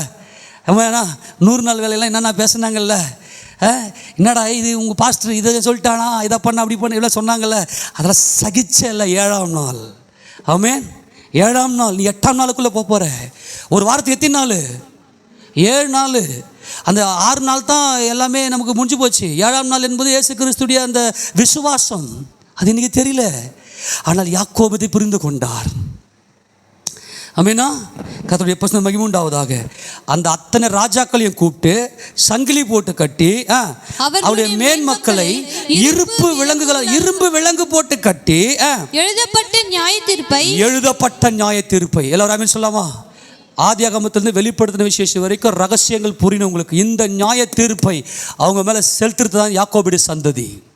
ஆமென். எத்தனை பேர் கம்பீரமாக இருக்குது. கலெக்டரில் இல்லை, கலெக்டரை விட வேற லெவல் இது. கலெக்டருக்குலாம் ஆசைப்படாதீங்க, கலெக்டரை விட வேற லெவலுக்கு ஆசைப்படுங்க. எத்தனை பேர் ஆமென் சொல்லி விசுவாசிக்க போகிறீங்க? உங்கள் தலைமையில், உங்கள் சந்ததியின் தலைமையில், உங்கள் சந்ததியை நான் ஆசீர்வதிக்கிறேன். என் தேவன் அழைக்கப்பட்ட ஊழியக்காரனாய் சொல்கிறேன், உன் சந்ததி ஆசீர்வதிக்கப்பட்டு. அப்போ நீ என்ன பண்ணால், சகோதரர்கள் அதுக்கு தான் பைபிளை கற்றுக்கணும்னு சொல்கிறது. பைபிளை கற்றுக்குங்க, பைபிள் ஸ்டடிக்கு வாங்க. புதன்கிழமைனா கொஞ்சம் ஸ்டடி மாதிரியே திரும்பவும் அதுக்கெல்லாம் வாங்க, கற்றுக்குங்க. நீ எவ்வளவு வேதத்தை அறிகிறோ உன் சந்ததி ஆசீர்வதிக்கப்படும். இல்லைனா உன் சந்ததிக்கு உங்கள்கிட்ட கேள்வி கேட்பார் ஆண்டவர். எழுதப்பட்ட நியாய தீர்ப்பை செலுத்துறதுக்காகத்தான் இப்போ தேவன் நம்மளை கூப்பிடுறார். நீ கர்த்தரில் மனமகிழ்ச்சி, கர்த்தரில் மனமகிழ்ச்சி. என் இயேசுராஜாவுக்குள்ள மனமகிழ்ச்சி. என் இயேசுராஜா உள்ளிருப்பாரே, ஆனால் எவ்வளவு நிந்தை போராட்டங்கள் உள்ள வந்தாலும் அப்படி நின்று சகிப்ப உன் சந்ததி ஆசீர்வதிக்கப்படும். கர்த்தராகிய இயேசு கிறிஸ்துவின் நாமத்தில் உன் சந்ததி என் தேவன் ஆசீர்வதிப்பாராக. எழுதப்பட்ட நியாய தீர்ப்பை அவர்கள் பேரில் செலுத்தவும். 8ஆம் வசனம், அவர்கள் வாயில் கர்த்தரை உயர்த்தும் துதியும். ஆமென். நடனத்தோட என் இயேசு ராஜாவை நினைச்சவ கம்பீரம், எல்லா சூழ்நிலையும் மறந்துட்டு பாடி துதிக்கிற அந்த துதி. கையை தட்டுறதுக்கே நீங்க ஒரு இல்லை கையை தட்டுறதுக்கே நீங்கள் ஆராதனை டைமில் வெக்கப்படுற ஆட்கள்லாம் உண்டுன்னு சொல்ல வந்தேன். நீங்கள் கை தட்டு ஸ்தோத்திரம், கர்த்தர் நல்லவர். ஆமென் சொல்லாமா? ஓகே, நல்லது. கையை தட்டுறேன். நீ நான் ஏற்கனவே சொல்லியிருக்கிறேன், கை தட்டுதல் என்பது இருதயத்தின் ஓசைன்னு. ஆமெனா? இருதயத்தில் வரக்கூடிய துதி. எல்லா இடத்துலையும் கையை தட்டி, தெருவில் கையை தட்டி பாட்டு பாடின்னு போ. நான் யாக்கோபின் சந்ததி. ஆமெனா? 7ஆம் நாளை கடந்தவன் நான். 7ஆம் நாளுக்குள் 6ஆம் நாளை கடந்தவன். 7ஆம் நாளுக்குள் இருக்கிறேன். 8ஆம் நாளுக்குள்ளே போக போகிறேன். ஆமென். இன்று நன்று. ஆமெனா? நேற்று என்பது துன்மார்கனுடையது, இன்று என்பது நீதிமானுடையது. இன்று என்பவன் எதிர்காலத்தில் நின்று பார்க்கிறவன். அவனுக்கு துன்மார்க்க பழைய வாழ்க்கையை, இந்த பூமிக்குரிய வாழ்க்கையை, இந்த மாம்சீகத்தை உள்ளே வைத்திருக்கிறவன், மாம்சீகத்தை ஜெயித்தவன். இன்று நன்று. அப்புறம் எது? ஒன்று இன்று நன்று. அது சரியான மகிமையான சத்தியம் அது. ஆமெனா? நல்லா கவனிங்க. இந்த சத்தியத்துக்குள் தேவன் நடத்தார். அவர்கள் வாயில கர்த்தரை உயர்த்தும் துதியும், அவர்கள் கையில இருபுறமும் கருக்குள்ள இந்த பட்டயம், இந்த நீதியின் பட்டயம் கையில வச்சு செங்கோல் வச்சு. இப்போ போலீஸ்கில லட்டி இருக்கும், அவன் செய்கிற தப்புக்கேற்ற மாதிரி அடி விடும். சும்மா லைட்டாக இதை பண்ணுற, சும்மா லைட் அடிப்பான். கொஞ்சம் வேகமாக தப்புனா வேகமாக அடி விடும். அப்போ அந்த லட்டியினுடைய அடி எதில் அவன் செய்கிற நீதியை பொறுத்து இருக்கு. அப்போது இந்த வேதத்தை நீ எந்த அளவுக்கு நீ அறிஞ்சிருக்கிறியோ அப்போ தான் நீ தேவனுக்கென்று நீ நீதி செலுத்த முடியும். அங்கே ஜீவ விருட்சத்தின் கனியை நாம் புசிக்க வேண்டுமே, ஆனால் அங்கே கேருபீன்களையும் வீசிக்கொண்டிருக்கிற சுடரொளி பட்டயத்தையும் தாண்டி போக வேண்டும். கேருபீன் என்பது தேவ மகிமை, துதி, அவரை துதிக்கிற துதி. ஆமெனா? கேருபீன் என்பது தேவனை உயர்த்துகிற துதி.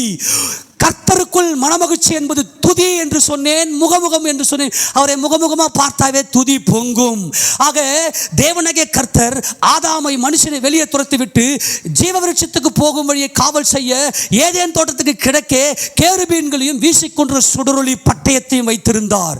அப்படியானால் அந்த ஜீவவிருட்சத்தின் கனியை தேவன் யாருக்கு கொடுக்கிறார்? யாக்கோபின் வம்சமாகிய இஸ்ரவேலர்களுக்கு கொடுக்கிறார். அப்படியானால் தேவனை உயர்த்துகிற துதி வாயிலையும் இருபுறமும் கருக்குள்ள பட்டயம் கையில் இருக்குமே, இதுவே யாக்கோபுடைய சுதந்திரம், இதுவே இஸ்ரவேலின் சந்ததி. ஆமென் சொல்லுவோமா? இதை தான் நம்ம செய்ய போகிறோம். இதுக்கு தான் தேவன் நம்மை அழைத்திருக்கிறார். ஆமென், ஆமென். ஆக அப்பொழுது எத்தனை புரிஞ்சு போச்சு? இப்போ அடிக்கடி சொல்லுவோம் இல்லையா? அப்பொழுது, அதனால், இதனால், ஏனென்றால், அப்படி இருக்க, இப்படி இருக்க, ஆதலால், இப்படிலாம் வந்துச்சுன்னாவே அதில் தான் ரகசியமே இருக்குன்னு. ஆக அப்பொழுதுல தான் இவ்வளோ ரகசியத்தையும் பார்த்தோம். ஆமெனா? ஆமெனா? கர்த்தர் நல்லவர், அவருடைய பரிசுத்தம் என்றைக்கு மகிமைப்படுவதாக. கர்த்தராகிய தேவன் சொல்றார், அப்பொழுது நீ கர்த்தருக்குள் மனமகிழ்ச்சியா இருப்பாய், பூமியின் உயர்ந்த இடங்களில் உன்னை ஏறி வர பண்ணி உன் தகப்பனாகிய யாக்கோபுடைய சுதந்திரத்தால் உன்னை போஷிப்பேன். கர்த்தருடைய வாய் இதை சொல்லிற்று. எல்லாரும் முழங்கால் படிக்கலாம். எல்லா முழங்கால் படிட்டு